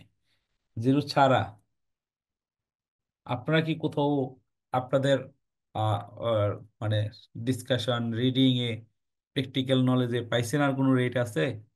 জি না স্যার। তো আপনাদের ভলিউম ইজ ভেরি স্লো, মানে লো, পান নাই? আচ্ছা, উৎসে কর্তনের আপনার যে 43টা হেড আছে, এগুলা সম্পর্কে তো আপনাদের ধারণা আছে, রাইট? জি স্যার, আছে স্যার। জি স্যার। তাহলে ওখানে আপনি একটু কেউ বলতে পারবেন, ওখানে যে 43তম সার্ভিসটা, ওই যে 43টা সার্ভিসের ওই সার্ভিসটার নাম কি এবং ওখানে উৎসে কর্তনের রেট কত ছিল? অ্যাডভার্টাইজমেন্ট নাকি এটা? না স্যার, ক্রিপ্টোনিং এর টেলিট্রেডিং এজেন্সি স্যার। এই যে এখানে দেখা যাচ্ছে, ক্রেডিট এই যে কে ট্রেডিং এজেন্সি বলা আছে কত? 7.5%। 7.5। আচ্ছা, তাহলে আমাকে বলেন, আমরা যদি, তাহলে 7.5%টা আমাদের ওই ইয়েতে থাকার কথা না? এই আপনার এই থার্ড শিডিউলে থাকার কথা না? তো এই যে 7.5% হলো গুডস, এবং এই 7.5% হলো সার্ভিস। 7.5% এই সার্ভিস। এই দেখেন সার্ভিস, এখানে কি আছে? কে ট্রেডিং এজেন্সিটা দেখেন তো, আছে? না স্যার, এখানে ওটা উল্লেখ নাই। এটা কোথায় থেকে আসলো? এটা স্যার ওই উৎস কর্তন বিধিমালার ওখানেই আছে। আরে ওইটা তো একটা বিধিমালা করছে রেট গুলো আইনের থেকে নিয়ে, আইনে না থাকলে তো আর রেটটা ওখানে ক্রিয়েট করতে পারি না, তাহলে আসলো কোথা থেকে? স্যার দোকানদারদের জানা গেছে। তাহলে এই রেটটা আসলো কোথায় থেকে? কেউ একজন আনমিউটে আছেন, প্লিজ মিউট করেন, হ্যাঁ? তাহলে বলেন এই রেটটা আসলো কোথায় থেকে? এই যে উৎসে কত নিয়ে কাজ করলেন, কখনো কোশ্চেন রেজ হয় নাই যে এই রেটটা কোথায় থেকে আসলো? সবাই চুপ হয়ে গেলে কিভাবে হবে? কাউকে না কাউকে তো রেসপন্স করতে হবে। স্যার এত ডিপলি কাজ করেন না তো স্যার, এই জন্য হয়তো বুঝতে পারি নাই স্যার। সো কিন্তু যে কোনো উম, দেখা গেছে বছরে আপডেট করতে থাকে, কোনোটা অ্যাড করে কোনোটা লেস করে। আপনার এখন তো এই আপডেট নিয়ে আমরা ডিসকাস করলাম, আমার এখানে যা ডিসকাশন হচ্ছে, আমি যা দেখাচ্ছি সব আপডেটেড। হ্যাঁ, তো আমি তৃতীয় তফসিল যেটা দেখাইছি ওইটা আপডেটেড। সো ওই আপডেটেড তো নাই, আপনারা তো নিজে নিজে নিজে নিজে দেখলেন, রাইট? আমি আপনার স্ক্রিনে দেখাইলাম, আপনারা তো দেখলেন, ওখানে তো নাই, রাইট? জি স্যার। তাইলে পয়েন্টটা হলো যে আপনার এই যে রিডিউস রেট, এই রিডিউস রেটের ক্ষেত্রে আপনার তৃতীয় তফসিল ছাড়াও আরেকটা এসআরও আছে, স্যার যেটা 240। 13ই অক্টোবর 2019 ইস্যু করা হয়েছিল। ওখানে আপনার তিন ধরনের ক্ষেত্রে, মানে ম্যানুফ্যাকচারিং স্টেজ, ট্রেডিং স্টেজ এবং সার্ভিস স্টেজে, যেমন ম্যানুফ্যাকচারিং স্টেজে সিমেন্ট শিট 5% উপরে, আপনার ফেরোম্যাঙ্গানিজের ক্ষেত্রে 1000 টাকা পার মেট্রিক টনের উপরে, আপনার ফেরো সিলিকন অ্যালয়ের ক্ষেত্রে 1200 টাকা পার মেট্রিক টনের উপরে, ট্রেডিং স্টেজে এমএস প্রোডাক্টের ক্ষেত্রে 200 টাকা পার মেট্রিক টনের উপরে, এবং সার্ভিস স্টেজে কে ট্রেডিং এজেন্সির ক্ষেত্রে 7.5%-এর উপরে যে ব্যাটটা আছে সেটাকে এক্সেমশন দেওয়া হয়েছে। তো তার মানে আপনি যদি ওই 5%-এর রেটেও যান, ওখানে কিন্তু সিমেন্ট শিট খুঁজে পাবেন না। সিমেন্ট শিটের ক্ষেত্রে দেখবেন যে রেট অফ ব্যাট 5%, কারণ ওইটা তৃতীয় তফসিলে নাই। ওইটা একটা স্পেশাল এসআরও দিয়ে আপনার কিছু কিছু প্রোডাক্টকে, কিছু ম্যানুফ্যাকচারিং স্টেজে, কিছু ট্রেডিং স্টেজে এবং কিছু সার্ভিস স্টেজে আপনার একটা সার্টেন লিমিটের উপরেরটা এক্সেমশন দিয়ে দেওয়া হয়েছে। সো ওই এখান থেকে যেহেতু কে ট্রেডিং এজেন্সির রেট অফ ব্যাট হলো 15, বাট যেহেতু 15-এর 7.5%-এর উপরের টুকু এক্সেমশন দিয়ে দেওয়া হয়েছে, সেই জন্য ক্রেডিট রেটিং এজেন্সির ক্ষেত্রে রেট অফ ব্যাট হয়ে গেছে 7.5। এই জন্য আপনারা উইথহোল্ডিং এর যে 43তম সার্ভিসটা, ওই ক্ষেত্রে আপনার রেটটা বলা আছে 7.5। এই এক্সেমশনটা না থাকলে ওখানে চলে যেত রেটটা 15%। এবং এখানে যে ম্যানুফ্যাকচারিং যে সিমেন্ট শিট 5% আছে, আপনি যদি এখন ওই তৃতীয় তফসিলের টেবিল 1-এ আপনার ওই যে 5%-এর রেটের লিস্ট আছে, ওখানে খুঁজেও পাবেন না যে আপনার এই সিমেন্ট শিট 5%, কারণ ওইটা স্পেশাল ভাবে এটা এক্সেমশন দেওয়া হয়েছে এডিশনাল টুকু। সো এই আপনার রেট অফ ব্যাটের ক্ষেত্রে আপনার সেকশন 15 রিডিউস রেট ছাড়াও আপনার আরেকটা এসআরও আছে, যে এসআরওটা হলো আপনার 320, আপনার 13 অক্টোবর 2019। ওকে, তাইলে আমরা রেট নিয়ে ডিসকাশন করলাম, rate is clear except zero. Zero নিয়ে আমরা সাবসিকুয়েন্টলি ডিসকাস করব। ট্যাক্সেবল সাপ্লাই এবং এক্সেম্পটেড সাপ্লাই এগুলো নিয়ে আমরা ডিসকাশন করেছি। এবং আমরা এসআরওর বেসিসে যেই 5টা টেবিল, সেই টেবিল নিয়েও আমরা লাস্ট ক্লাসে ডিসকাস করেছি। এবং টেবিলে কোনটার কোন বেসিসে কি ইস্যু, সেগুলো নিয়ে আমরা লাস্ট ক্লাসে ডিসকাস করেছি। সো এগুলো ক্লিয়ার। এবং আপনার হোলসেল ট্রেডারের যে 1.5%, সেটা নিয়ে আমরা ডিসকাস করছি। So rate is clear. Rate নিয়ে কি আপনাদের কোনো কোশ্চেন আছে? কোনো কোশ্চেন থাকলে বলতে পারেন, আদারওয়াইজ আমরা অন্য টপিকসে যাব। স্যার একটা কোশ্চেন আছে স্যার। বলেন। স্যার ওই যে পাইকারি ব্যবসায়ী পর্যায়ে যে যে বলছেন যে এটিডার রিফান্ড পাবে না, কিন্তু সে তো অ্যাডজাস্ট করতে পারবে নাকি স্যার? কি রিফান্ড একটা, ক্লেম মানে ওই যে সে তো ডিক্রিজিং অ্যাডজাস্টমেন্ট নিতে পারবে না স্যার? হ্যাঁ, ডিক্রিজিং অ্যাডজাস্টমেন্ট নিতে পারবে না? ইম্পোর্ট স্টেজে যে এটিটা দিয়ে আসবে ওটা তো ডিক্রিজিং অ্যাডজাস্টমেন্ট নিতে পারবে তো নাকি স্যার? গুড পয়েন্ট আপনার। ডিক্রিজিং যেহেতু এখানে বলছে নো রিফান্ড অফ এটি, সো আপনার ডিক্রিজিং অ্যাডজাস্টমেন্ট নিতে তো কোনো সমস্যা নাই। জি স্যার, গুড পয়েন্ট। ওটা ওটা একটু হ্যাঁ জানা পারবেন। থাকে। হ্যাঁ, কারণ ওখানে বলছে রিফান্ড নিতে পারবেন না, মানে আপনার কিন্তু, ক্লেম করতে পারবে হ্যাঁ সেটা। অ্যাডজাস্টমেন্ট তো আপনার কোনো কিছু বলা নেই। জি স্যার। তো এখন আর স্যার আমরা ওই যাব। যে স্যার হ্যাঁ, আরেকটা কোশ্চেন, হ্যাঁ স্যার বলেন। আরেকটা স্যার থার্ড শিডিউলে ওই যে 26টি ট্রান্সফরমার 2000 কেবি পর্যন্ত 5%, এর উপরে হইলে কত পার্সেন্ট হবে স্যার? 15% স্যার? এটা কোথায় বলা আছে স্যার, একটু বলবেন স্যার? বা এর রেটটা কি হবে স্যার? ওই যে বৈদ্যুতিক ট্রান্সফরমার স্যার, থার্ড শিডিউলে। এই যে দেখা যাচ্ছে, এই যে এটা স্যার, এই এটা যে এখানে তো সব দেওয়া আছে। হ্যাঁ, তো স্যার এর বিলিয়নের মধ্যে এর মধ্যে না পড়লে, এর মধ্যে না পড়লে 15%। জি স্যার, এটার জন্য আর কি। তো মানে অ্যান্সার, এটা অ্যান্সার খুব সহজ। এখানে যেই আপনার ডেসক্রিপশন দেওয়া আছে, জি স্যার। এই ডেসক্রিপশনের মধ্যে যদি না আসে, তাহলে আপনি রিডিউস রেটের বেনিফিট ওখানে পাচ্ছেন না। তার মানে আপনাকে চলে যেতে হবে স্ট্যান্ডার্ড রেট 15%। ঠিক আছে? আর এক্সপোর্ট যদি 5% এক্সারসাইজ করে আমি কি কোনো রিবেট নিতে পারবো স্যার কোনো হ্যাঁ, আইটেমে? হ্যাঁ। মানে এক্সপোর্ট ছাড়া স্যার, মানে 5% যদি আমি করি না না, এক্সারসাইজ করি। এক্সপোর্ট ছাড়া আপনি 15% আর শূন্য ছাড়া, মানে এক্সপোর্ট শূন্য ছাড়া আপনি অন্য কোনো ক্ষেত্রে রিবেট নিতে পারবেন না। ঠিক আছে sir, thank you. Okay, so এখন আমাদের যে নেক্সট ডিসকাশনটা হলো আপনার VAT payment on taxable import. So আমরা যদি আবার একটু রিক্যাপ করি, যে যখন আপনার একজন একটা ব্যাট রেজিস্ট্রেশন নিয়ে বিজনেস স্টার্ট করবে, সো বিজনেস স্টার্ট করার ক্ষেত্রে যদি আমরা ম্যানুফ্যাকচার আপনার চিন্তা করি, অথবা আমরা চিন্তা করি যে ট্রেডিং, তো আমরা আগেও বলেছিলাম যে এই দুইটা ক্ষেত্রে আপনার দুই ধরনের, মানে দুইটা সোর্সের ইউটিলাইজেশন হতে পারে। একটা সোর্স হলো লোকাল সোর্স, আর একটা হলো ইম্পোর্ট। সো লোকাল সোর্সের ক্ষেত্রে এক ধরনের ট্রানজেকশনস হয়, আর ইম্পোর্টের ক্ষেত্রে আরেক ধরনের ট্রানজেকশনস হয়, নেচার অফ ট্রানজেকশনসটা আরেক ধরনের হয়। সো যখন আমরা আহ, একটা গুডস ইম্পোর্ট করব, সেটা র মেটেরিয়াল হতে পারে অথবা সেটা ফিনিশ গুডস হতে পারে, what ever it is, but total প্রসেসটা আপনার সেম। এটা র মেটেরিয়াল জেনারেলি ইম্পোর্ট হতে যে এই ধরনের প্রসেস, এটা ফিনিশ গুডস ইম্পোর্ট হতে হয় সেই একই ধরনের প্রসেসফুল হয়। তো এখানে আমরা একটা প্রসেস নিয়ে কিছুটা ডিসকাশন করব, আর যেহেতু কাস্টমস নিয়ে সেপারেটলি ডিটেল ডিসকাশন হবে, সেই জন্য ওইটাতে আমরা বেশি ডিটেলসে যাব না। বাট আপনাদের জেনারেল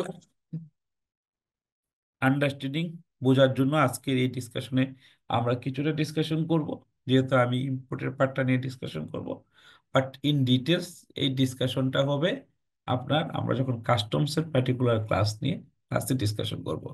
তো যেহেতু আমরা ওখানে ইম্পোর্টের ক্ষেত্রে ব্যাটারি পেমেন্টের প্রভিশনসগুলো নিয়ে ডিসকাশন করতেছিলাম, সো এখানে আপনারা যদি এই ফ্লোচার্টটা দেখেন, তাহলে কিভাবে আপনার নর্মালি ইম্পোর্টটা হয়। তো এখন এখানে দেখেন আমরা একটা ডটেড লাইন এখানে ড্র করেছি। ডটেড লাইন ড্র করার ক্ষেত্রে দুইটা পার্ট এখানে ডিসকাস করা হয়েছে, একটা হলো আউটসাইড বাংলাদেশ আর একটা হলো ইনসাইড বাংলাদেশ। তার মানে আমি বাংলাদেশে অবস্থান করতেছি, আমি একটা র মেটেরিয়াল ইম্পোর্ট করব, ঠিক আছে। তো যখন আমি একটা র মেটেরিয়াল ইম্পোর্ট করব তখন, বা ফিনিশ গুডস ইম্পোর্ট করব, তখন তিনটা বেসিক পয়েন্ট আপনার চলে আসে। একটা পয়েন্ট হলো আমি যেই গুডসটা ইম্পোর্ট করব সেই গুডসটা আপনার এইচএস কোডটা কি। এইচএস কোড মানে কি আপনারা তো জানেন না। এইচএস কোড মানে হলো আপনার হারমোনাইজেশন স্ট্যান্ডার্ডাইজেশন কোডিং সিস্টেম। তো মনে করেন আমি একটা প্রোডাক্ট ইম্পোর্ট করব, এই প্রোডাক্টটা হয়তো পেন, আমি এইটার পেন বলতেছি ইংলিশে, বাংলায় বলতেছি কলম, অন্য ভাষায় আরেকটা জিনিস বলা হইতে পারে, এবং আরো ভাষায় অন্য বলা হইতে পারে। সো যখন বিজনেস আপনার কমিউনিকেশনসটা হবে, তাহলে স্পেসিফিক আইটেমটা তো বুঝতে হবে যে আমি কি ইম্পোর্ট করব, সে কি আপনাকে দিবে, আপনি এবার গিয়ে ইম্পোর্ট করবেন। তো সেটাকে আইডেন্টিফাই করার জন্য ওয়ার্ল্ড ওয়াইড যত ধরনের গুডসই আছে সবগুলাকে নিউমারিক কোডে কোডিফিকেশন করা হয়েছে, that is called HS code. HS কোডে আপনার বাংলাদেশ কনটেক্সে 8 ডিজিট আপনার থাকে, তার মধ্যে 6 ডিজিট গ্লোবালি সেম, আর last 2 digit country to country vary করে। তো যখন আমি একটা গুডস ইম্পোর্ট করব, তাহলে আমি যে গুডসটা ইম্পোর্ট করব সেটার এইচএস কোডটা কি, অ্যাপ্রোপ্রিয়েট এইচএস কোডটা আইডেন্টিফিকেশন ইজ ইম্পর্টেন্ট। এবং এই এইচএস কোডের ইনফরমেশনটা আমি কোথায় পাবো? এটা পাবো কাস্টমস অ্যাক্টের ফার্স্ট শিডিউলে। তাহলে গেলে পয়েন্ট ওয়ান। পয়েন্ট টু হলো আমি যে গুডসটা ইম্পোর্ট করব, এই গুডসটা আমি কোন বেসিসে ইম্পোর্ট করব। ঘুষটা জেনারেলি অনেকগুলা টার্মস আছে, যেটাকে বলা হয় ইনকো টার্মস গ্লোবালি আপনার, এবং লেটেস্ট ইনকো টার্মস হলো ইনকো টার্মস 2020। এবং আমাদের দেশে সব ইনকো টার্মস পারমিট করে না, কারণ যেগুলা আমাদের ইম্পোর্ট পলিসি অর্ডারে আছে সেগুলাই শুধু পারমিট করে, বাকিগুলা পারমিট করে না। ইনকো টার্মসের পয়েন্টটা হলো যে আপনি যে গোষ্ঠী ইম্পোর্ট করতেছেন সেটা কি শুধু মালের দাম, যে আপনি শুধু গোষ্ঠা নিজে পারচেস করে আপনি নিজে ফ্রেটের অ্যারেঞ্জ মানে জাহাজ, অথবা যদি আপনার রেলে আসে রেল ট্রাক, এটা আপনি অ্যারেঞ্জ করবেন, তাহলে ফ্রেটটা যদি, তাহলে যদি আপনি অ্যারেঞ্জ করেন তাহলে ফ্রেটটা আপনি পে করবেন। আর যদি আপনি বলেন যে না আপনার ফ্রেট সহ ইম্পোর্ট করবেন, তার মানে কি আপনার পোর্টে চলে আসবে, আপনি মালের দাম প্লাস এক কান্ট্রি থেকে অন্য কান্ট্রি থেকে আপনার বাংলাদেশে আসা পর্যন্ত যে ফ্রেট, এটা সহ প্রাইসটা নেগোশিয়েট করবেন। দ্বিতীয় পয়েন্ট। তৃতীয়টা হতে পারে এই যে আপনি মনে করেন চীন থেকে বাংলাদেশে গোষ্ঠী ইম্পোর্ট করবেন, আপনার জাহাজে করে আসবে, রাস্তার মধ্যে যে কোনো ধরনের দুর্ঘটনা ঘটতে পারে, রাইট? আপনার জাহাজ ডুবে যেতে পারে, আপনার ফায়ার হতে পারে, অনেক ধরনের ঘটনা ঘটতে পারে। তাহলে ওখানে একটা রিস্ক কভারেজ ইস্যু থাকে, ইন্স্যুরেন্স। তাহলে ইন্স্যুরেন্সটা কে বেয়ার করবে? তাহলে যদিও ইনকো টার্মসে এই ইন্স্যুরেন্সের পয়েন্টটা আছে, বাট বাংলাদেশ কনটেক্সে আপনার এই ইন্স্যুরেন্স সহ প্রাইস নেগোশিয়েট করা যায় না, কারণ আপনার প্রাইসটা নেগোশিয়েট করতে হলে ইন্স্যুরেন্সটা বাংলাদেশ থেকে করতে হয় as per import policy order. So এই যে দেখেন এখানে আমরা দুইটা ব্রড কস্টারি ইনপুট টার্মস যেগুলো হয় সেগুলাকে আমরা ডিভাইড করছি। একটা হলো দেখাইছি সি ট্রান্সপোর্ট, জাহাজে আসলে কি বলে টার্মিনোলজিগুলা, আর আদার দেন জাহাজ যদি এটা বিমানে আসে তাহলে কি বলে। যেমন একটা গুডসের শুধু যদি আপনি আপনি নেগোশিয়েট করেন বাইরের একজন, আপনার যে আপনি যার কাছ থেকে পারচেস করবেন যে এক্সপোর্টার, তার সাথে যে আপনি শুধু মালের দাম তাকে পে করবেন, তো তাহলে ওইটাকে আপনি যখন যেটা জাহাজে আসলে এটাকে বলা হয় এফওবি। আবার এই একই জিনিসটা যদি আপনার বিমানে আসে তখন এটা বলা হয় এফসিএ।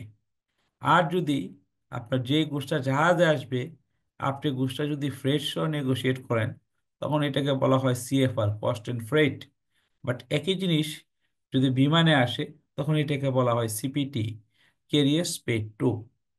আর যদি আপনার ইন্স্যুরেন্সটা অ্যাড করা থাকে তখন এটাকে বলা হয় CIF, cost insurance and freight. এবং এটা যখন বিমানে আসে একই জিনিস তখন এটাকে বলা হয় সিআইপি। সো আপনার এই ইন্স্যুরেন্সটা আগেও বলেছি যে তৃতীয়টা, এটা আমাদের দেশে ইন্স্যুরেন্স বাংলাদেশ থেকেই করতে হয়, কিছু এক্সেপশনাল ক্ষেত্র আছে সেগুলো ছাড়া, রেয়ার ক্ষেত্রে। তো সেই জন্য এই সিআইপি বা সিআইএফ বেসিসে আমি ইম্পোর্ট করতে পারি না। আমাকে জেনারেলি এফওবি অথবা সিএফআর মানে শুধু প্রোডাক্টের ভ্যালু অথবা ফ্রেশ সহ আপনার ভ্যালু নিয়ে নেগোশিয়েট করতে পারেন। তাহলে যখন এটা আপনার এই ইনকোটার্মসের কোন ক্লসটা দিয়ে আপনি নেগোশিয়েট করলেন সেটা দ্বিতীয় পয়েন্ট। তৃতীয়টা হলো যে এলসি। আপনি যখন নর্মালি আমাদের বাংলাদেশে আপনার ইম্পোর্টটা কি করতে হয়, এলসি ওপেন করে আমাকে ইম্পোর্ট করতে হয়। তাহলে এই তিনটা হলো বেসিক এলিমেন্ট ডিউরিং ইম্পোর্ট। যখন আপনি এই জন্য দেখেন এই আউটসাইড বাংলাদেশ এবং ইনসাইড বাংলাদেশের মাঝখানে যে আমরা ডটেড লাইনটা দিছি, এই ডটেড লাইনের দেখেন আপনার কস্টটা কিন্তু আউটসাইড বাংলাদেশে দেওয়া আছে। কারণ কস্ট সবসময় আপনাকে কি করতে হবে, আপনাকে দেশের বাইরে পে করতে হবে। বাট রেটটা দেখেন, রেটটা আমি মাঝখানে রাখছি। কেন মাঝখানে রাখছি? কারণ আপনার উপর ডিপেন্ড করতেছে যে ফ্রেটটা আপনি কি আপনার ফ্রেট সহ প্রোডাক্টটা তার সাথে নেগোশিয়েট করবেন, নাকি শুধু কস্ট আর ফ্রেটটা আপনি ফ্রেট ফরওয়ার্ডার বা শিপিং এজেন্টের সাথে নিজে নেগোশিয়েট করবেন। তো এই জন্য ফ্রেটটা মাঝে মাঝে রয়েছে। কিন্তু ইন্স্যুরেন্সটা দেখেন, ইন্স্যুরেন্সটা কিন্তু একবারে বাংলাদেশের মধ্যে, কারণ ইন্স্যুরেন্সটা আমাকে বাংলাদেশে করতে হবে, ইন্স্যুরেন্স প্রিমিয়ামটা পে করতে হবে। আর এটা ছাড়া আরেকটা কষ্ট রয়ে গেছে ল্যান্ডিং চার্জ, এটা আমরা বাংলাদেশের মধ্যে রাখছি। ল্যান্ডিং চার্জটা কি? মনে করেন যখন আপনার এলসি ওপেন করলেন, আপনার গুডসটা বাংলাদেশে আসতেছে, আসলো, আসার পর কি হইলো, পোর্টে এটা লোডিং হয় না, মনে করেন জাহাজ থেকে এটা আমার পোর্টে আসতে হয়, তাহলে এটার এই যে জাহাজ থেকে নামায়া পোর্টে আনা, তাহলে এখানে একটা কস্ট ইনভলভমেন্ট আছে যেটাকে ল্যান্ডিং চার্জ বলা হয়। তাইলে একটা গুডস যখন ইম্পোর্ট হয় তখন এই গুডসের বেলোটা থাকে, ফ্রেটটা থাকে, এবং এই যে ইন্স্যুরেন্স কভার, রিস্কটার জন্য ইন্স্যুরেন্স কভারেজ থাকে, তারপরে এই গুডসটা পোর্টে আনার জন্য ল্যান্ডিং চার্জ। এই চারটা কস্ট আপনার ভেরি ইম্পর্টেন্ট। এই বেসিসে যখন আপনার গুডসটা বাংলাদেশে আসলো, পোর্টে আসলো, তারপর আপনার এটা duties and taxes payment assessment করে গুডসটা রিলিজ করা, এটা হলো কাস্টম সেক্টর ফর্মালিটিস। তো এই কাস্টম সেক্টর বাকি ফর্মালিটিসটা আমরা সাবসিকুয়েন্টলি যখন কাস্টম সেক্টর টপিকস নিয়ে ডিসকাশন করব, যেটা দুই সেকশন একসাথে হবে, তখন আমরা ডিসকাস করব। সো এখানে বলার কারণ পয়েন্টটা হলো যে এই যে ঘটনাটা ঘটলো, ঘটনার পরে যখন এই ডিউটিস এন্ড ট্যাক্সেস পে করবেন, তখন এই ডিউটিস এন্ড ট্যাক্সেস এর পে করার ক্ষেত্রে আপনার এই ছয় ধরনের ডিউটিস এন্ড ট্যাক্সেস থাকে ইম্পোর্টে। এই ছয় ধরনের ডিউটিস এন্ড ট্যাক্সেস এর এইটা বুঝে গেলে আমার ওখানে যে ইম্পোর্টের প্রভিশন গুলো আছে ব্যাটের, লাইফটা ইজি। কি ধরনের? যে যখন আপনার এই গুডসটা ইম্পোর্ট হলো, ছয় ধরনের ডিউটিস এন্ড ট্যাক্সেস থাকতে পারে based on the nature of the product. কি কি থাকতে পারে? কাস্টম ডিউটি থাকতে পারে, রেগুলেটরি ডিউটি থাকতে পারে, সাপ্লিমেন্টারি ডিউটি থাকতে পারে, ব্যাট থাকতে পারে, এআইটি থাকতে পারে, এটি থাকতে পারে। এই হলো ছয় ধরনের duties and taxes. Custom duty আর রেগুলেটরি ডিউটি, এই দুইটা ডিউটি কালেক্ট হয় কাস্টম সেক্টর আন্ডারে। সাপ্লিমেন্টারি ডিউটি, ভ্যাট আর এটি, এই তিনটা কালেক্ট হয় ভ্যাট অ্যাক্টের আন্ডারে। আর এআইটি কালেক্ট হয় আপনার ইনকাম ট্যাক্সের আন্ডারে, ইনকাম ট্যাক্স অ্যাক্টের আন্ডারে। এই কাস্টম ডিউটির যে রেটটা, কি রেট হবে, এই রেটটা থাকে হলো আপনার ওই যে ফার্স্ট শিডিউল, কাস্টম সেক্টর যে ফার্স্ট শিডিউল, ওখানে এইচএসকিউ ওয়াইজ আপনার এই কাস্টম ডিউটির রেটটা থাকে। জেনারেলি রেট হলো 0, 1, 5, 10, 15, 25। এই হলো কাস্টম ডিউটির rate based on the nature of the product. ওখানে যে রেট থাকে সেই রেটের বেসিসে কাস্টম ডিউটিটা অ্যাপ্লিকেবল হয়। রেগুলেটরি ডিউটির ক্ষেত্রে হলো, আমরা এগুলো নিয়ে আরো ডিটেলস ডিসকাশন করব কাস্টমসে, বাট এখানে ব্যাটের পারপাস আমরা ডিসকাস করতেছি। রেগুলেটরি ডিউটিটা হলো যে আপনার একটা স্পেসিফিক পয়েন্ট আছে, যেই ক্ষেত্রে কাস্টম ডিউটি রেট 25% হয় এই প্রোডাক্টের, সেই ক্ষেত্রে ওই প্রোডাক্টের ক্ষেত্রে রেগুলেটরি ডিউটি হয় 3%। বাট এটারও ব্যতিক্রম আছে, অনেক প্রোডাক্টের ক্ষেত্রে আপনার 25% কাস্টম ডিউটি আছে, বাট রেগুলারি ডিউটি এক্সাম্পশন দেওয়া আছে। আবার অনেক প্রোডাক্টের ক্ষেত্রে 25% কাস্টম ডিউটিও না, বাট রেগুলারি ডিউটির বিভিন্ন ধরনের রেট আছে, যেগুলা ওই রেগুলারি ডিউটির যে এসআরও আছে ওখানে ডিফাইন করা আছে। আর সাপ্লিমেন্টারি ডিউটি যেটা, এটা হলো ব্যাটের। যদি আমরা দেখি, আমরা দুইটা শিডিউল নিয়ে এই পর্যন্ত ডিসকাস করেছি। ফার্স্ট শিডিউল নিয়ে ডিসকাস করেছি, আর থার্ড শিডিউল যেটা আজকে ডিসকাস করলাম। সেকেন্ড শিডিউল নিয়ে আমরা ডিসকাশন করি নাই। ব্যাটের যে সেকেন্ড শিডিউলটা, এই সেকেন্ড শিডিউলটা হলো রিলেটেড উইথ সাপ্লিমেন্টারি ডিউটি। ওই সেকেন্ড শিডিউলে 3টা পার্ট আছে। প্রথম যে পার্টটা টেবিল 1, ওই প্রথম পার্টটা হলো আপনার ওখানে যে গুডসগুলো ডিফাইন করা আছে, যে রেট দেওয়া আছে, সেটা অ্যাপ্লিকেবল ইম্পোর্টেডের ক্ষেত্রে। সো আপনি কোনো গুডস যদি ইম্পোর্ট করতে যান, তাইলে আপনি সেকেন্ড শিডিউলের পার্ট, ফার্স্ট পার্টে যদি আপনি দেখেন ওই গুডসটা ওখানে আছে কিনা, থাকলে বুঝবেন যে এইটার উপরে আপনার এসডি দিতে হবে এবং কত পার্সেন্ট এসডি দিতে হবে ওখানে ডিসক্রাইব করা আছে। তো ওখান থেকে আপনি সাপ্লিমেন্টারি ডিউটিটা রেটটা পেয়ে যাবেন। সো আপনার ব্যাটের যে রেট, এই সাপ্লিমেন্টারি ডিউটির রেট ডিফারেন্ট হতে পারে, 10%, 20%, 30%, 45%, 60%, 100, 150, ইভেন 500% পর্যন্ত হতে পারে, based on the nature of the product. আর প্যাটের ক্ষেত্রে হলো 15% আমরা দেখে আসছি করযোগ্য আমদানি এবং করযোগ্য সরবরাহের ক্ষেত্রে মূসকের হার হবে 15%, যেটা আমরা সেকশন 15-এ দেখে আসলাম। সো এই যে সেকশন 15-এ 15% দেখে আসলাম, তাহলে ওই 15% হলো ব্যাট। বাট যদি ফার্স্ট শিডিউলের প্রোডাক্ট হয় তাহলে এক্সেম্পটেড হবে। আবার ওই যে এসআরও দেখে আসছি, এসআরওতে যে টেবিল আছে, যদি এটা আমদানির টেবিলের মধ্যে থাকে অথবা আমদানি এবং উৎপাদনের টেবিলে থাকে, তাইলে তাইলে ওইটার ক্ষেত্রে ব্যাট এক্সেম্পশন দেওয়া আছে অ্যাজ পার এসআরও। আদারওয়াইজ আপনার রেট অফ ব্যাট ইজ 15%। আর এআইটি অ্যাডভান্স ইনকাম ট্যাক্স, এটা as per income tax act generally standard rate হলো 5%, বাট আরও বিভিন্ন রেট আছে নেচার অফ দ্য প্রোডাক্টের বেসিসে, যেটা আমরা ইনকাম ট্যাক্স অ্যাক্টে পেয়ে যাব। আর এটি যেটা, এটাও ব্যাট অ্যাক্টের আন্ডারে কালেক্ট করা হয় অ্যাডভান্স ট্যাক্স। এটা আপনার দুইটা রেট, ম্যানুফ্যাকচারারদের ক্ষেত্রে 3%, যদি ম্যানুফ্যাকচারার র মেটেরিয়াল ইম্পোর্ট করে তাহলে 3%, আর আদার দেন ম্যানুফ্যাকচারের ক্ষেত্রে রেট ইজ 5%। তাইলে আমরা এই ইনপুট স্টেজে 6 ধরনের ডিউটিস অ্যান্ড ট্যাক্সেস যে কালেক্টর সেটা দেখলাম। বাট আউট অফ 6, দুইটা আপনার অ্যাজ পার কাস্টমস অ্যাক্ট, একটা অ্যাজ পার ইনকাম ট্যাক্স, আর 3টা হলো আপনার ব্যাট অ্যাক্টের আন্ডারে। 3টার মধ্যে এসডিটা আমরা জানলাম যে স্পেসিফিক ওখানে কোথা থেকে পাবো, ব্যাট আমরা জানলাম এবং এটিও আমরা জানলাম। তাহলে এখন কোশ্চেনটা আসতেছে যে এই যে এতক্ষণ দেখলাম এই রেটে এই চার্জ হবে, তাহলে বেসটা কি, কোনটার উপরে চার্জ হবে?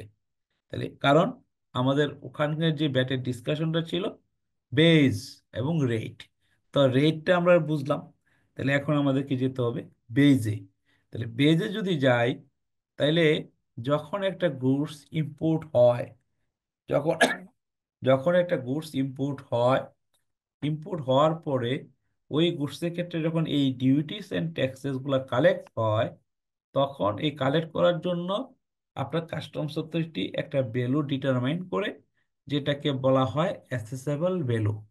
অ্যাসেসেবল ভ্যালু, তাহলে অ্যাসেসেবল ভ্যালুটা কিভাবে ডিটারমাইন হয়?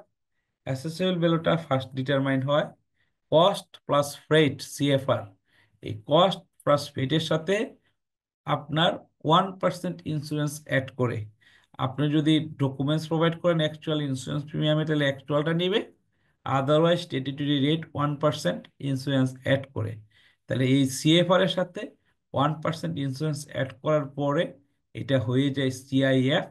সিআইএফ এর সাথে ওই যে ল্যান্ডিং চার্জ আমরা দেখে আসছি, আপনার ওই যে জাহাজ থেকে পোর্টে প্রোডাক্টটা আসার জন্য যে কস্টটা, সেইটাও দুইটা অপশন। একটা হলো যদি আপনি অরিজিনাল অ্যাকচুয়াল পেমেন্টের ডকুমেন্টস প্রোভাইড করতে পারেন তাহলে অ্যাকচুয়াল নেবে, আদারওয়াইজ আপনার স্ট্যান্ডার্ড রেট 1% আপনার ল্যান্ডিং চার্জ। তাহলে এই সিএএফ এর উপরে 1% ল্যান্ডিং চার্জ অ্যাড করলে আপনার ডিটারমাইন হয়ে যায় assessable value. So customs duty charge হয় on assessable value, regulatory duty state way charge হয় on assessable value, but supplementary duty charge হয় অ্যাসেসেবল ভ্যালুর সাথে custom duty plus regulatory duty যোগ করার পর যে টোটাল অ্যামাউন্টটা হয় ওইটার উপরে ভ্যালু এডেড ট্যাক্স চার্জ হয় অ্যাসেসেবল value plus CD plus RD plus SD, এই চারটার যোগ করে যে বেসটা সেটার উপরে, এবং এটিও এই চারটার যোগ করার পর যে বেস সেটার উপরে চার্জ হয়। আর এআইটি যেটা অ্যাডভান্স ইনকাম ট্যাক্স, সেটা অ্যাসেসেবল ভ্যালুর উপরে চার্জ হয়। তাহলে এই হলো আপনার rate plus base to charge duties and taxes at a postage.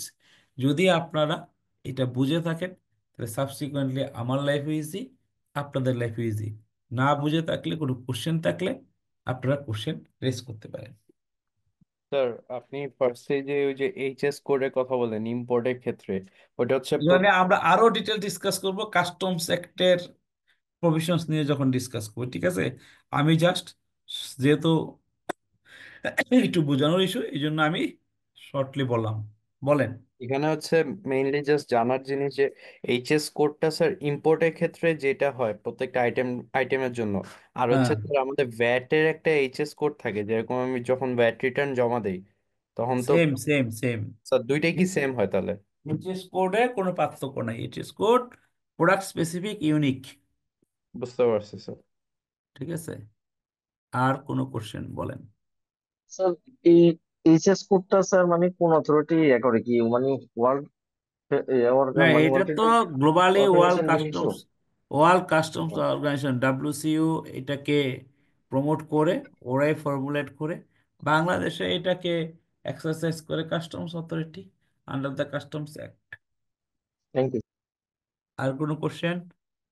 Sir FOB প্রাইসে মাল ইম্পোর্ট করলে রেটটা কিভাবে ক্যালকুলেশন করে স্যার?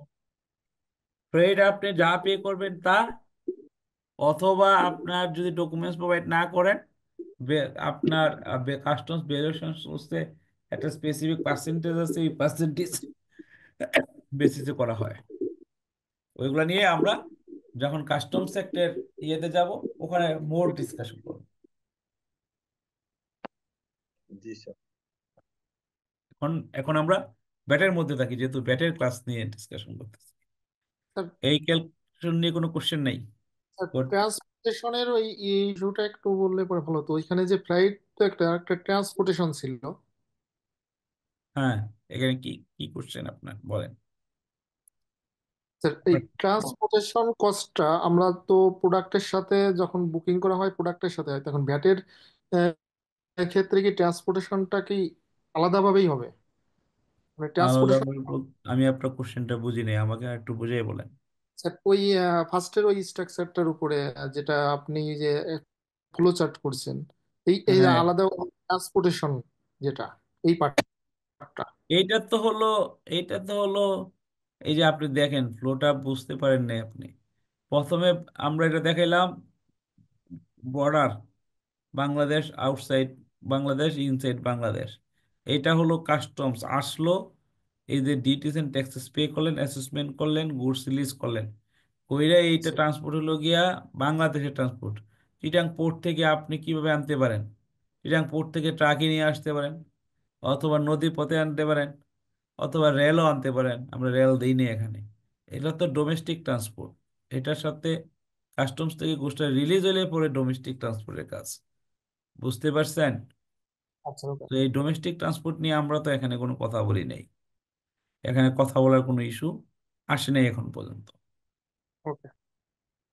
ঠিক আছে, আর কোনো কোশ্চেন নেই, গুড। সো এই যে ব্যাটের বেজ, এটির বেজ, এখন আমরা ওইটাই ডিসকাস করব ওখানে। সো আমার ওখানে লাইফটা ইজি হয়ে যাবে, দুটো ডিসকাশন করে শেষ করে দিতে পারবো। এই যে এখানে বলা হয়েছে আপনার, আমাদের এখনকার টপিকস হলো কি, bat payment on taxable import. এই যে ইম্পোর্টের ক্ষেত্রে ব্যাট পেমেন্ট, ট্যাক্সেবল ইম্পোর্টের ক্ষেত্রে ব্যাট পেমেন্ট নিয়ে আমাদের এখনকার ডিসকাশন। তো এখনকার ডিসকাশনে প্রথম যেটা পয়েন্ট, যে bat payment on taxable import, তাহলে আমি এই ব্যাটটা ট্যাক্সেবল ইম্পোর্টের উপর কিভাবে পেমেন্ট করব। এখানে বলা হয়েছে যে কাস্টম ডিউটি যেভাবে আপনার পেমেন্ট করা হয় একটা ইম্পোর্টের উপরে, সেম ম্যানারে এবং এট দ্য সেম টাইমে, সেম সময়ের ভাবে আপনার এই ব্যাটারি অ্যামাউন্টটা পে করতে হবে। এবং যদি আপনার কাস্টম ডিউটি, ইম্পোর্ট ডিউটি নাও থাকে, আপনার ব্যাট থাকলে তাহলে ব্যাটটা আপনাকে পে করতে হবে। দ্বিতীয় যে সেকশন 28, আপনার determination of value of taxable import, তাহলে ভ্যালুটা কোনটা হবে। এই যে 15% হারে আপনি ব্যাট অ্যাপ্লিকেবল করবেন এট ইম্পোস্টেজ, তাহলে ভ্যালুটা কি হবে। তা আমরা ডিসকাশন করছি যে কি অ্যাসেসেবল ভ্যালুর সাথে সিডি, আরডি এন্ড এসডি এই চারটার যোগফলের যে বেস, সেটার উপরে আপনার 15% হারে ব্যাট চার্জ হবে। তো এটাই আপনার বলা হয়েছে সেকশন 28-এর, বলা হয়েছে কি, value of taxable import shall be summation of, the value of taxable import shall be summation of value of goods determined for imposition of import duty under the Customs Act, মানে assessable value, and the summation বলছে তাহলে এইটা plus amount of custom duty, supplementary duty and other duties and taxes except advance tax and advance income tax payable on import of goods। তার মানে বলছে যে value of taxable import shall be summation of এই দুইটার মধ্যে একটা হলো অ্যাসেসেবল value, আর এটা হলো সিডি, আরডি আর এসডি। তো তার মানে আপনার এই চারটার যোগ ফলের যে অ্যামাউন্টটা হবে বেসটা, এটার উপরে 15% হারে ব্যাট পে হবে। দেন এইটা একটু ব্যতিক্রম আছে, এটা হলো আপনার ডিটারমিনেশন অফ ভ্যালু অফ রি imported goods after being exported.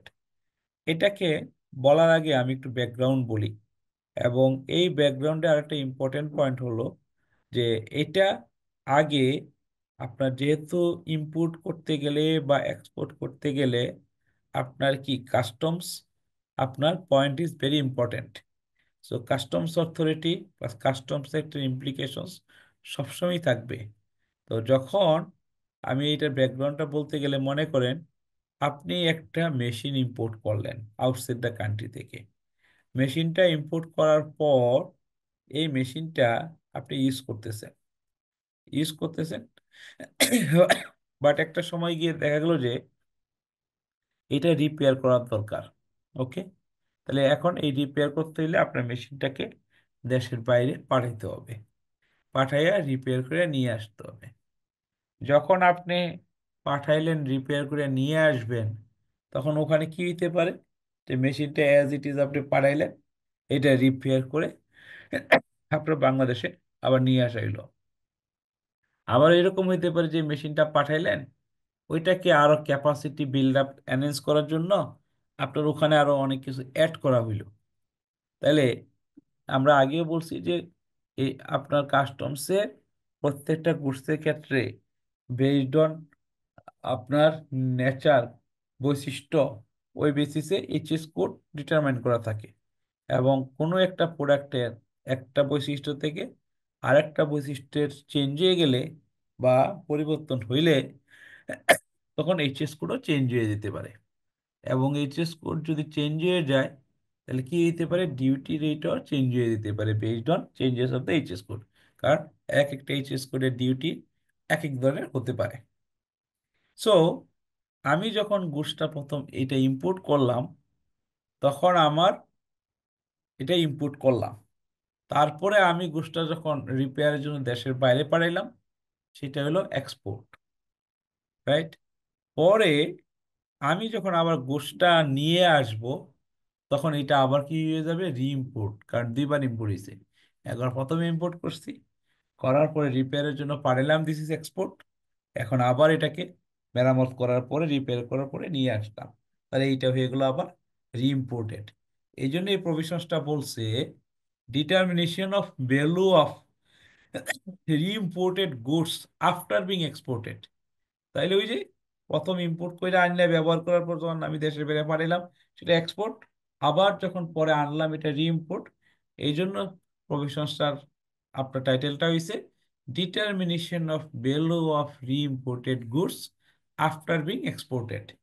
এখন এই যে এক্সপোর্ট, আমি যখন এক্সপোর্ট করছি, ইম্পোর্ট করে তো না ইউজ করলাম, এখন রিপেয়ারের জন্য এক্সপোর্ট করলাম, এক্সপোর্টের ক্ষেত্রে কিন্তু জিরো। তো এই জন্য ওখানকার ভ্যালু নিয়ে কিন্তু কোনো কথা নাই। কথাটা আসছে হলো রিইম্পোর্টের ক্ষেত্রে, যখন আপনার রিইম্পোর্ট হইলো। তাহলে এখানেই বলা হয়েছে যে রিইম্পোর্ট যখন হইলো, তাহলে আপনাকে ডিউটিস অ্যান্ড ট্যাক্সেস পে করতে হবে। নর্মাল একটা গুডস ইম্পোর্ট করলে যে এরকম ডিউটিস অ্যান্ড ট্যাক্সেস পে করতে হয়, এখানেও করতে হবে। তাহলে কোনটার উপর করবেন, করলে কতটুকুর উপর করবেন, সেটাই বলা হয়েছে। তো এখানে বলছে যে অ্যাসেসেবল value shall be determined which will be base value for imposition of VAT by summation of value to the extent that it is enhanced as a result of repair plus insurance, freight, landing charge। এখানে এটা বলা হয়েছে যে আপনি যেই পরিমাণ রিপেয়ারের cost bear করছেন, সেটার সাথে আপনার ইন্স্যুরেন্স, যেহেতু আপনার গুডসটা গেছে আসবে, ইন্স্যুরেন্স কস্ট থাকবে, ফ্রেট এবং ল্যান্ডিং চার্জ, এগুলো অ্যাড করে আপনার টোটাল অ্যামাউন্টের উপরে আপনি ডিউটিস এন্ড ট্যাক্সেস পে করবেন। সো ওখানে ওই ব্যাটের ক্ষেত্রেও ওই বিশটাই দিয়ে দেওয়া হয়েছে। তার মানে হলো অ্যাজ ইট ইজ, আমরা যখন অ্যাসেসেবল ভ্যালুটা ডিটারমাইন করে ব্যাট লাইবিলিটি ইম্পোস্টে যে ক্যালকুলেট যেভাবে করি, যে ফর্মুলা, ওই ফর্মুলা বেসিসেই হবে। শুধু ওখানে ফুল ভ্যালুটা না হইয়া, যেটা রিপেয়ার কস্ট সেটার বেসিসটা কস্ট ধরে বাকিগুলো অ্যাড করে ডিউটিস এন্ড ট্যাক্সেসটা পেমেন্ট করতে হবে। বাট শর্ত হলো যে আপনার অ্যাজ ইট ইজ এইভাবে অ্যাসেসমেন্ট হবে। Forms, feature, characteristics, qualitative standards of the goods remain unchanged after such repair. মানে ওই রিপেয়ার করার ফলে আমার এটার গুণগত কোনো পরিবর্তন হবে না। কারণ আগেই বলছি যে যদি এটারে আমি আরো কোনো কিছু অ্যাড করে ক্যাপাসিটি এনহ্যান্স করি, তখন কিন্তু এটা আবার অন্য এইচএস করে চলে যাবে। তখন এটা চলে গেলে আবার ওখানকার ক্ষেত্রে অন্য ধরনের প্রভিশনস অ্যাপ্লিকেবল হবে। এটি স্যার অ্যাডভান্স। এটার ভিতরে কোশ্চেন আছে, স্যার একটা কোশ্চেন আছে বলেন, রিইম্পোর্টের ক্ষেত্রে। কোশ্চেন বলেন। স্যার কোশ্চেনটা হচ্ছে, যদি ওয়ারেন্টি পিরিয়ডের ভিতরে থাকে, যদি এক্সপোর্টারে যদি কোনো মানে ওই যে সাপ্লায়ারকে যদি কোনো রিপেয়ার পারপাস কোনো পে না করা লাগে, সেই ক্ষেত্রে কি হবে স্যার? সেই ক্ষেত্রে যদি আপনার ওইটা জিরো হবে, but insurance, freight, landing charge তো থাকবে। ওইটার বেসিসে আপনার ডিটারমাইন করা হবে, যেটা না থাকবে সেটা নাই। জি স্যার। স্যার একটা কোশ্চেন আছে। থাকতে হবে তো নট নেসেসারি। হ্যাঁ বলেন। স্যার ইম্পোর্টের যে ডকুমেন্ট, সেইখানে কি প্রোডাক্টের পূর্বে যে ইম্পোর্ট করা হয়েছে সে ভ্যালু থাকবে নাকি শুধু রিপেয়ার হওয়ার ভ্যালুটাই থাকে? রিপেয়ারেবল হবে, ওখানে তো ফুল ভ্যালু হবে কেন? কারণ ওই ফুল ভ্যালুতে তো একবার আপনি ডিউটিস এন্ড ট্যাক্সেস পে করে আসছেনই, ওটা নিয়ে তো আর আবার ডিউটি পে করার ইস্যু নাই। ঠিক আছে। জি স্যার, বুঝতে পারছি। ওকে, তাহলে ইম্পোর্টের ব্যাটের যেই, আমরা আগেই বলছি যে ইম্পোর্টের ক্ষেত্রে ব্যাট অ্যাক্টের আন্ডারে তিনটা আপনার এলিমেন্ট আছে। একটা হলো সাপ্লিমেন্টারি ডিউটি, একটা হলো ব্যাট, একটা হলো এটি। সাপ্লিমেন্টারি ডিউটি আমরা সরাসরি বলে দিছি যে ওখানে সেকেন্ড শিডিউলের যে টেবিল 1, ওখানে যে গুডস এবং যেই রেট আছে সেই রেটে বেজের উপর অ্যাপ্লিকেবল হয়। তারপর আমরা সাপ্লিমেন্টারি ডিউটির প্রভিশনস নিয়ে সাবসিকুয়েন্টলি ডিসকাস করব। এখন ব্যাট নিয়ে ডিসকাস করতেছি। আর দ্বিতীয় হলো ব্যাটের যেটা আছে সেটা নিয়ে আমরা ডিসকাস করলাম। বাকি রইল কি, এটি। এটির ক্ষেত্রে আমরা বেশ কিভাবে ক্যালকুলেশন হয় সেটা আমরা দেখছি, ওই ওই ক্যালকুলেশন। এখন এটির ক্ষেত্রে হলো আমরা আগেও বলে আসছি যে 3% for import of input for manufacturing of goods. যে ম্যানুফ্যাকচারার যদি র মেটেরিয়াল ইম্পোর্ট করে এবং ইম্পোর্টে যে স্পেসিফিক কিছু ডকুমেন্টস আছে অ্যাজ পার জেনারেল অর্ডার, ওই ডকুমেন্টস সাবমিট করে, তাহলে ম্যানুফ্যাকচারদের র মেটেরিয়ালসের ক্ষেত্রে আপনার এটি কালেকশন হবে 3% বেসিসে। বাট আদার দেন ম্যানুফ্যাকচারার মানে র মেটেরিয়াল যদি ম্যানুফ্যাকচার ইম্পোর্ট না করে আদার দেন হয়, তাহলে সেই ক্ষেত্রে হবে 5%। তার মানে এটির দুইটা রেট। এবং এই যে এটিটা আপনার ইম্পোস্টেজে আমরা ভ্যাট অ্যাক্টের আন্ডারে 3 ধরনের ডিউটিস এন্ড মানে আহ, আপনার ডিউটিস এন্ড ট্যাক্সেস পে করতেছি। এসডি যেটা পে করতেছি সেটা অলওয়েজ কস্ট এক্সেপ্ট এক্সপোর্ট। যদি এক্সপোর্ট হয় তাহলে ওই ক্ষেত্রে ডিক্রিজিং অ্যাডজাস্টমেন্ট পাওয়া যায়, সেটা আমরা এসডির পার্টে ডিসকাস করব। ব্যাট যেটা আমরা পে করি সেটা আপনি ইনপুট ট্যাক্স ক্রেডিট হিসেবে ক্লেম করতে পারবেন যদি আপনার আউটপুট স্টেজে 15% হয় অথবা এক্সপোর্ট হয়। আর এটি হলো আপনার অলওয়েজ আপনি এটা বেনিফিট পাবেন। এটার সাথে আউটপুট ব্যাট মানে আপনি ইম্পোর্ট করে ম্যানুফ্যাকচার করে যখন বিক্রি করবেন তখন রেটটা কি হলো, বা আপনি ফিনিশ গুডস ইম্পোর্ট করলে ইম্পোর্ট করে যখন বিক্রি করবেন রেটটা কি হইলো ব্যাটের, ওইটার উপরে আপনার নির্ভর করে না। এটি ইজ অলওয়েজ আপনি বেনিফিট পাবেন, that is as a decreasing adjustment. এবং এই ডিক্রিজিং অ্যাডজাস্টমেন্টটা আপনি নিতে পারবেন যেই মাসে আপনি ইম্পোর্ট করছেন সেই মাস অথবা তার পরবর্তী 4টা ট্যাক্স পিরিয়ডের মধ্যে। এবং যারা আপনার রেজিস্টার্ডও না তারাও কিন্তু আপনার কমিশনারকে অ্যাপ্লাই করে এটির রিফান্ড ক্লেম করতে পারে। So this is provisions related two এটি। এবং কিছু কিছু ক্ষেত্রে আপনার ইম্পোস্টেজে এটি এক্সেমশন আছে। এটা এসআরও আছে, দ্যাট ইজ এসআরও 137। ওই এসআরওতে আপনার ওখানে অনেকগুলা লিস্টেড গুডস আছে, ওই গুডসের ক্ষেত্রে আপনি ইম্পোস্টেজে এটি পে করতে হয় না। So this is provisions related to আপনার back payment on taxable import. So ইম্পোস্টেজের এখানে যদি কোনো কোশ্চেন থাকে আপনারা বলতে পারেন ব্যাট এটি এসডি নিয়ে, আদারওয়াইজ আজকের ডিসকাশন আমরা শেষ করব। এসডি কোনটাতে স্যার রিবেট পাবো? হ্যাঁ, স্যার হোলসেলারের যে এসডি 8% কাটার কথা বলা আছে সেখানে এটি একটা বলা। এটি আর এই তো বুঝলাম, ভ্যাট বুঝলাম, বাট এসডিটা কোন রিবেট পাবো স্যার সব সময়? এসডিটা আচ্ছা, আবার আমি আপনার এখানে একটা পয়েন্ট আছে।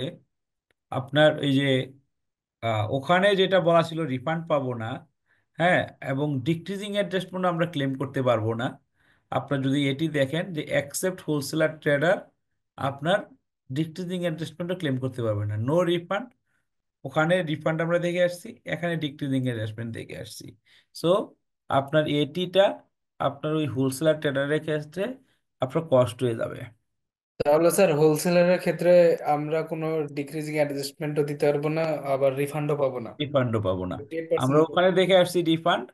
আর ডিক্রিজিং অ্যাডজাস্টমেন্টের এখানে যখন আমরা যাব ওখানে দেখেন আমার এই টেবিলে দেওয়া আছে যে decreasing adjustment in VAT return within next 4 tax period accept wholesaler trader of জিও এত। তার মানে হোলসেলার ট্রেডারের জন্য এটিটা হয়ে যাবে কস্ট। আপনাকে ওই দিক দিয়ে যেহেতু 1.5% বেনিফিট দিচ্ছে, সো এই বেনিফিটটা আপনি আপনি অ্যাভেল করতে পারবেন না, অ্যাকসেপ্ট শুধু একটা ক্ষেত্রেই এটিটা আপনার বেনিফিটটা এনজয় করতে পারবেন, আর অল কেসে এটির বেনিফিটটা এনজয় করতে পারবে। আরেকটা কোশ্চেন কি ছিল? স্যার এখানে একটা কোশ্চেন ছিল স্যার, ওই যে হোলসেলার আর ট্রেডার ট্রেডার যদি স্যার যদি 15% যদি প্র্যাকটিস করে তখন তো এটি রিবেট পাবো তাই না? 15% হারে যদি দেন তখন তো আর হোলসেলার ট্রেডার 1.5%-এর কোশ্চেন আসতেছেই না, তখন তো আপনি স্ট্যান্ডার্ড রেটে 15%, সেই ক্ষেত্রে আপনি সব বেনিফিট পাবেন। স্যার একটা বেসিক কোশ্চেন ছিল আমার স্যার। স্যার বলেন। যদি স্যার ট্রেডার এবং হচ্ছে হোলসেলার যদি 15% প্র্যাকটিস করে তাহলে আমার প্রোডাক্ট প্রাইস অনেক বেশি হয়ে যাচ্ছে না? তাহলে যে না না, ফাইনাল বেশি কনজিউমার যে বেশি আছে হবে না, তাহলে এটা বেশি হবে না। এটার একটা ক্যালকুলেশনস আছে, এটা আমরা এই সাবসিকুয়েন্টলি আমি ক্যালকুলেশনটা আপনাদের দেখাই রাখি। ক্যালকুলেশনটা আমরা নিয়ে ডিসকাশন করব নেক্সট ক্লাসে। এই যে এখানে একটা আপনাকে এক্সাম্পলটা শুধু দেখাই। এটাতে তো ডিক্রিজিং অ্যাডজাস্টমেন্ট পাই, ইনপুট আউটপুট এইভাবে। এই যে আপনার এখানে আমরা ক্যালকুলেশন করে দেখানো হয়েছে 5% ভার্সেস 15% যদি যান তাহলে 15% 5%-এ গেলে আপনাকে নেট বেড পে করতে হয় 3 টাকা, আর 15%-এ গেলে 2 টাকা। আপনার বেনিফিট বেনিফিট পাবেন, কারণ 5%-এ আপনি পারচেজ যে বেড দিয়ে আসছেন এটা কস্ট, আর 15-এ এটা কস্ট না। এটা সিগনিফিকেন্ট ডিফারেন্স ক্রিয়েট করে। না, কিন্তু স্যার মানে হচ্ছে ফাইনাল কনজিউমার যিনি আছে সে বেয়ার করতেছে না 15%। বেয়ার তো অল ক্ষেত্রে ফাইনাল কনজিউমার বেয়ার করবে, কিন্তু জি স্যার। আলটিমেটলি আপনাকে দেখবেন যে ক্যালকুলেশনস করে আপনার কস্ট মানে নেট টু নেট ব্যাটের কস্টটা কি হয়। ব্যাট তো অলওয়েজ আপনার ফাইনাল কনজিউমার বেয়ার করবে, সেটা নিয়ে তো কোনো হ্যাঁ, প্রশ্ন নেই।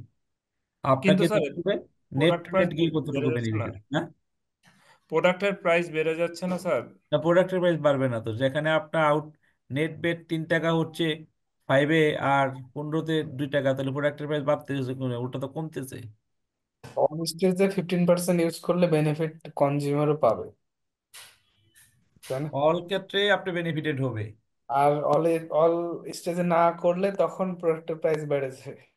আর স্যার ওই যে অ্যাডভান্স ট্যাক্স রিফান্ডের স্যার ওইখানে স্যার ডিক্রিজিং এন্ড অ্যাডজাস্টমেন্ট বলা হয়েছে স্যার 4 ট্যাক্স পিরিয়ডের মধ্যে। স্যার রিফান্ড কি স্যার ওইরকম কোনো বিধিনিষেধ আছে নাকি স্যার ওটাও 4 ট্যাক্স পিরিয়ডের মধ্যে? রিফান্ডের একটা প্রভিশনস আছে, 6 মাস ক্যারি ফরওয়ার্ড করবেন এবং রিফান্ড ক্লেম করবেন। এটা আমরা রিফান্ডের প্রভিশনসে ডিসকাস করব। মানে আপনি অ্যাডজাস্টমেন্ট করে করে করে 6 মাস আপনার যে ব্যালেন্সটা থাকে 6 মাস আপনি ক্যারি ফরওয়ার্ড আপনি অ্যাডজাস্ট করবেন, ক্যারি ফরওয়ার্ড অ্যাডজাস্ট করবেন, না হইলে 6 মাস পরে আপনাকে এটা রিফান্ড ক্লেম করতে হবে টোটাল এন্টায়ার। এটা আমরা রিফান্ডের যখন প্রভিশনস নিয়ে ডিসকাস করব তখন আমরা আরো ডিটেল ডিসকাশন করব। ওকে স্যার। আর কোনো question? Okay, thank you. Thank you sir. Sir আপনি কি আছেন স্যার? কাইন্ডলি একটা কথা বলতে আমাকে স্যার। হ্যাঁ, বলেন বলেন। স্যার আমাদের একটু ম্যাটেরিয়ালস শেয়ার করে দেওয়া যাবে স্যার? ম্যাটেরিয়াল শেয়ার করবো, আপনারা পাবেন, পরে পাবেন, আমি এটা আগে দিই না, কারণ এটা তো আপনার মানে ল ল তো আপনাকে সব করতে হবে। আমি আমার প্রেজেন্টেশন পারপাসে আপনাকে এইভাবে করতেছি। আপনার ম্যাটেরিয়ালস আমি দিব, ডোন্ট ওয়ারি, ম্যাটেরিয়ালস আপনি পাবেন, কিন্তু আমি আগে চাই আপনারা নিজেরা ল পড়েন, সেই জন্য আমি ম্যাটেরিয়ালস পরে দিই। Okay sir.